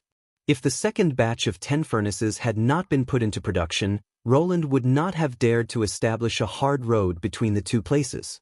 Now, he finally had the opportunity to squander it. This road was named Kingdom Main Street by Roland, and was under the sole responsibility of the Minister of Construction, Carr. Its structure was exactly the same as that of Border Town streets. Both were cement-stabilized gravel layers. In the era when there were no heavy vehicles, such a road surface was enough to carry out transportation tasks. Moreover, it had a good drainage performance and could be paved with asphalt or concrete depending on the situation. In terms of construction materials, 4 steam-driven mills replaced manpower and carried out the stone-crushing work, producing dozens of tons of gravel every day. The weak transportation capacity limited the further increase in production. It took more than 100 people a day to carry so many stones in carriages to the construction site. If it were the road overlords of the future, only one cart would be needed to transport all the stones. In the furnace area, except for the 4 clay bricks, the rest of the blast furnaces had been put into the production of cement powder. After many component tests and the iron powder supplied by the mine, the cement produced by Border Town was now far better than the first batch of products, both in quality and stability. However, the large number of people transporting gravel and cement powder also brought a lot of negative effects to Border Town, the most serious of which was the problem of dust. In the afternoon, with only a slight breeze, dense dust could be seen flying all over the sky, and the streets had turned pale yellow. Although most of the townspeople did not mind such a situation, for Roland, there was nothing worse than having to close the doors and windows on a hot summer day. Therefore, the carriages carrying cement and gravel were quickly installed with covers to reduce the scattering during the transportation. At the same time, with the help of Leaf's ability, the small town was covered in shade in just a few days. The luxuriant and leafy parasol trees lined up symmetrically along the streets, making the town appear green as far as the eye could see. Coupled with Roland's call for all his subjects to take the initiative to sprinkle water to reduce the dust, the problem was quickly solved. The straight-line distance between the two places was less than 70 kilometers. However, considering that the construction of the road had to avoid the foot of the impassable mountain range, the total length of the road was about 100 kilometers. The estimated construction period was 1 year. With good roads, some forms of transportation could also be put to use, such as bicycles and steam cars. In his vision, the development of education and the construction of roads were all measures to connect the two places together, just like the integration of cities and towns in later generations. After the land development between the two places was completed, Longsong Stronghold and Border Town would merge into a huge city. If he could turn the hills in the south into a part of the city, and then open up the border mountains, he would even have an outlet to the sea. Of course, developing so much land required more people, and in order to cope with the possible outbreak of war in the future, the city had to be self-sufficient in agriculture, while also providing a large number of workers for industrial production. According to preliminary calculations, he needed to introduce about 100,000 people, and the largest city in Greycastle, King's City, only had about 20,000 to 30,000 people. Roland set his sights on the north and south of Greycastle. These two places had experienced the flames of war, and when winter came, it was likely that there would be a large number of refugees who lacked food and clothing. As long as they were provided with food and warm shelter, they could be absorbed into Border Town. Even the refugees of the Kingdom of Everwinter and the Kingdom of Wolfheart were within his consideration. For this reason, he also wrote a letter to the merchant Marjorie, asking her to help him inquire about the situation in these two countries. After writing down the recent development plan, the prince folded the paper and put it in a drawer. He stretched and decided to go to Anna's room to see how her lenses were cut. Ever since he understood the reason for Soroya's evolution, he intended to make a microscope that could observe the structure of cells. If they could observe the wonderful microscopic world with their own eyes, maybe it would lead to more witches evolving new abilities, or at least it would arouse their interest in learning. For the production of a microscope, it was not difficult to make two convex lenses used to magnify the target. The difficult part was that the focal length of each hand-polished lens was different, so matching the eyepiece with the objective lens was a delicate work, and it was necessary to repeatedly adjust the distance between the two lenses. After briefly explaining the principle of convex lens imaging, he gave Anna a few pieces of excellent quality crystal, letting her try to cut the lenses and measure their focal length. Now that 3 days had passed, Roland's heart was full of curiosity as to what extent Anna had achieved. Walking to the door of Anna's room, Nightingale smiled at him and stood with her back against the wall, as if to show that she would not follow him in. Since she reduced the time of her invisibility, Roland no longer had to guess her whereabouts. Whenever he was alone with Anna, Nightingale would always choose to stand in a distant position. Pushing the door open, he saw Anna sitting in front of the table fiddling with a metal tube. "How is it?" He walked forward and asked. As soon as the words left his mouth, Roland was stunned. He saw a few microscope-like instruments on the table, and they were very similar to the schematics he had drawn. "I made a few test products according to the drawings you gave me, and I can indeed see many details that are usually difficult to see." She raised her head, and her slender bangs slid down to one side. "I used it to observe the surface of the paper, the leaves, and the water, and found that they look very different from the usual." Since the hot air balloon trip, Anna no longer used honorifics when the two of them were alone, which made him feel very relaxed. "How did you make it?" Roland was surprised. "That diagram is just a rough outline." "The outline is enough," Anna said with a smile. "You see, as long as the eyepiece and the objective lens are fixed at a suitable distance, it can magnify the image. Then, you use an iron tube to fix them, and the main body of the microscope is completed. When I tested the magnification effect of the lens, I found that the objective lens and the target have to be maintained at a specific distance to see a clear image, and if my hand shakes, it will become blurred. From your diagram, I can also see that you need a shelf to fix the lens, and the table below that carries the target can be moved up and down to obtain the best object distance." She paused. "The piece at the bottom of the diagram is a bit difficult to understand. Can you tell me what it is used for?" Roland glanced at the drawing and found that he had made a mistake. It was a reflector, used to increase the light that passed through the target. In this era, the mercury mirror had not yet been invented, and the general aristocracy still used bronze or iron mirrors to tidy up their appearance. In the imperial palace, they stuck a piece of silver on the back of the glass to obtain a better reflection. Even without this mirror, as long as there was enough sunlight, the microscope could still be used. After he explained it in detail, he couldn't help but sigh at Anna's amazing comprehension. Just based on a rough outline, she was able to produce a nearly complete finished product. If it were him, he would never be able to do this. Looking at the white neck that was exposed when she lowered her head to examine the new lens, Roland couldn't help but move forward, wanting to kiss her, but she pressed her hand against his face and gently pushed him away. "Wait a moment, Your Highness, I'm busy."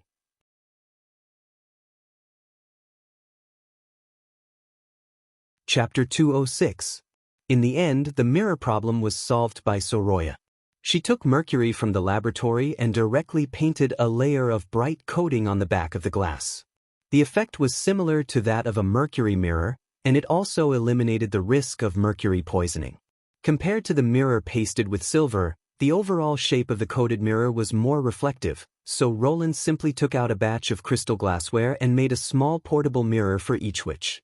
This small gift of being able to clearly see their own appearance made all the witches very happy. Even Scroll, who usually had a calm face, showed a smile. Roland could not help but sigh. Although witches were infertile, they were still women. Unfortunately, this convenient daily necessities could not be sold to the public at a low price. The crystal glass as the substrate was very expensive, and the laboratory also needed to consume a lot of glass to make the colorless transparent container. Kyle Sichi knew how to make the colorless glass, but the laboratory was busy with many tasks, so there was no free manpower. Most of the apprentices were busy purifying the two acids and soaking the collodion, while the chief alchemist with 2 or 3 apprentices was concentrating on solving the problem of mercury fulminate. Before the industrial acid method was developed, they could not think of making anything else for the time being. Apart from the reflector, the way to move the object was also changed from a finger to a knob to control the movement of the barrel. Roland only needed to remind Anna of these changes, and she could understand it. Under the processing of the black fire, the new fixed frame was quickly finished, and 2 sets of the highest magnification lenses were selected, thus obtaining the first complete optical microscope. Taking advantage of the sunny afternoon, Roland summoned all the members of the witch union to the castle backyard, and the first natural biology class officially began. When Lily walked into the backyard, she found that the plants here were even more luxuriant. The grapes on the wooden shelves had already turned bright purple, and she remembered that it had been less than a week since they had last ripened. From time to time, lightning would fly up, pick a bunch of ripe grapes, and throw them to everyone. And the big stupid bird, who had just joined Border Town, simply stood on the shelf, pecked at the grapes, raised its head, and swallowed them into its stomach. Under the shade in the middle of the backyard, His Royal Highness and Anna were chatting. They looked like an intimate couple, but Lily knew that they were definitely not flirting. If he went closer and listened carefully, he would definitely hear a bunch of inexplicable nouns and baffling debates. For example, what a ball looked like, a cat that was alive and dead, matter turning into waves, and so on. This was probably the reason why Nightingale kept a distance of more than 5 meters from the two of them. If he listened for a long time, he would definitely feel drowsy. Vendi, on the other hand, was always with Scroll. She always had a gentle smile on her face. Sometimes, she even felt that he looked at her as if he was looking at a child. Lily sighed helplessly. She glanced at Vendi's chest and then looked down at her own. There was indeed a world of difference. When would he become like that? Only then would he no longer be a child. After all the witches had arrived, His Highness Roland placed 2 grayish-black metal instruments on the table. That should be the microscope that he claimed could see the microscopic world. Lily thought, perhaps objects would indeed become different after they were enlarged, but was everything in the world composed of small balls? She still found it hard to believe. How could a round ball form a solid rock? His Royal Highness asked the guard to bring a bucket of water. He took out a few drops and put them under the microscope. Contrary to what Lily had expected, the bucket of water was neither muddy nor dirty. Under the light, it was so clear that she could see the bottom. Could it be that she could really see the flowing ball under the microscope? There is something moving in the water. To her surprise, her sisters cried out one after another. Ah, it ran away. Not just one, there seems to be a lot of them. Oh my God, is this a bug? They all look different. This one looks like a transparent crab. Lily's heart suddenly jumped. If it wasn't a ball, then it was a bug? His Royal Highness was really lying. But it was also strange that there was a bug. Just a moment ago, there was clearly nothing in the water. When it was her turn, the little girl could no longer pretend to be indifferent. She couldn't wait to squint her eyes and put her head closer to the microscope. Then she saw an incredible scene. She saw that within the narrow aperture, there were many strangely shaped objects wantonly swimming around. Some were square and had soft hair all over their bodies. Some looked like a hybrid between a beetle and a crab. There were also some that looked like grains of wheat with feet. No matter how strange their appearance was, most of them were transparent, as if they didn't have a shell or skin. They could clearly see the inside of their bodies. Of course, the stomachs of these bugs were almost empty. Your Royal Highness, are these really bugs? Scroll asked. What you see should be some protists or single-celled algae. It is not appropriate to say that they are bugs, they should be classified as microorganisms. The prince explained. Microorganisms. Yes, they are also a kind of life form, but they are much smaller. In addition to the 2 you see, there are even smaller bacteria and viruses. The magnification of the current microscope is not enough to see these 2 kinds of microorganisms, and they are also the cause of food and various diseases. The more His Royal Highness Roland explained, the more excited he became. These tiny life forms are everywhere, and there are many of them. Fortunately, most of them are not resistant to high temperatures. That's why the water must be boiled before drinking, the fish must be cooked before eating, and the bathing water must not be reused. Although it was hard to imagine that there were even smaller creatures than this, Lily couldn't help but have goosebumps when she thought of how she had swallowed a lot of bugs together with the water she had drunk. Moreover, His Royal Highness said that these inconspicuous little things were the culprits of food. If bread and meat porridge can be kept fresh, then water should also be able to do so. Thinking of this, she couldn't help but release her magic to cover the water droplets under the microscope. An unexpected change happened. She saw that some of the bugs trembled and then quickly changed their appearance. Their skin was no longer transparent, as if they were wearing purple armor. Tentacles grew all over their body and began to devour the bugs around them that didn't change. No, it wasn't devouring. Lily saw that they were assimilating each other at an alarming rate. The tentacles were like sharp swords. After stabbing into the bodies of other microorganisms, they could also change the other party into their own appearance. She didn't know whether it was an illusion or not, but she felt that these mutant bugs were still changing those invisible life forms. Soon, purple spots of light appeared in the water.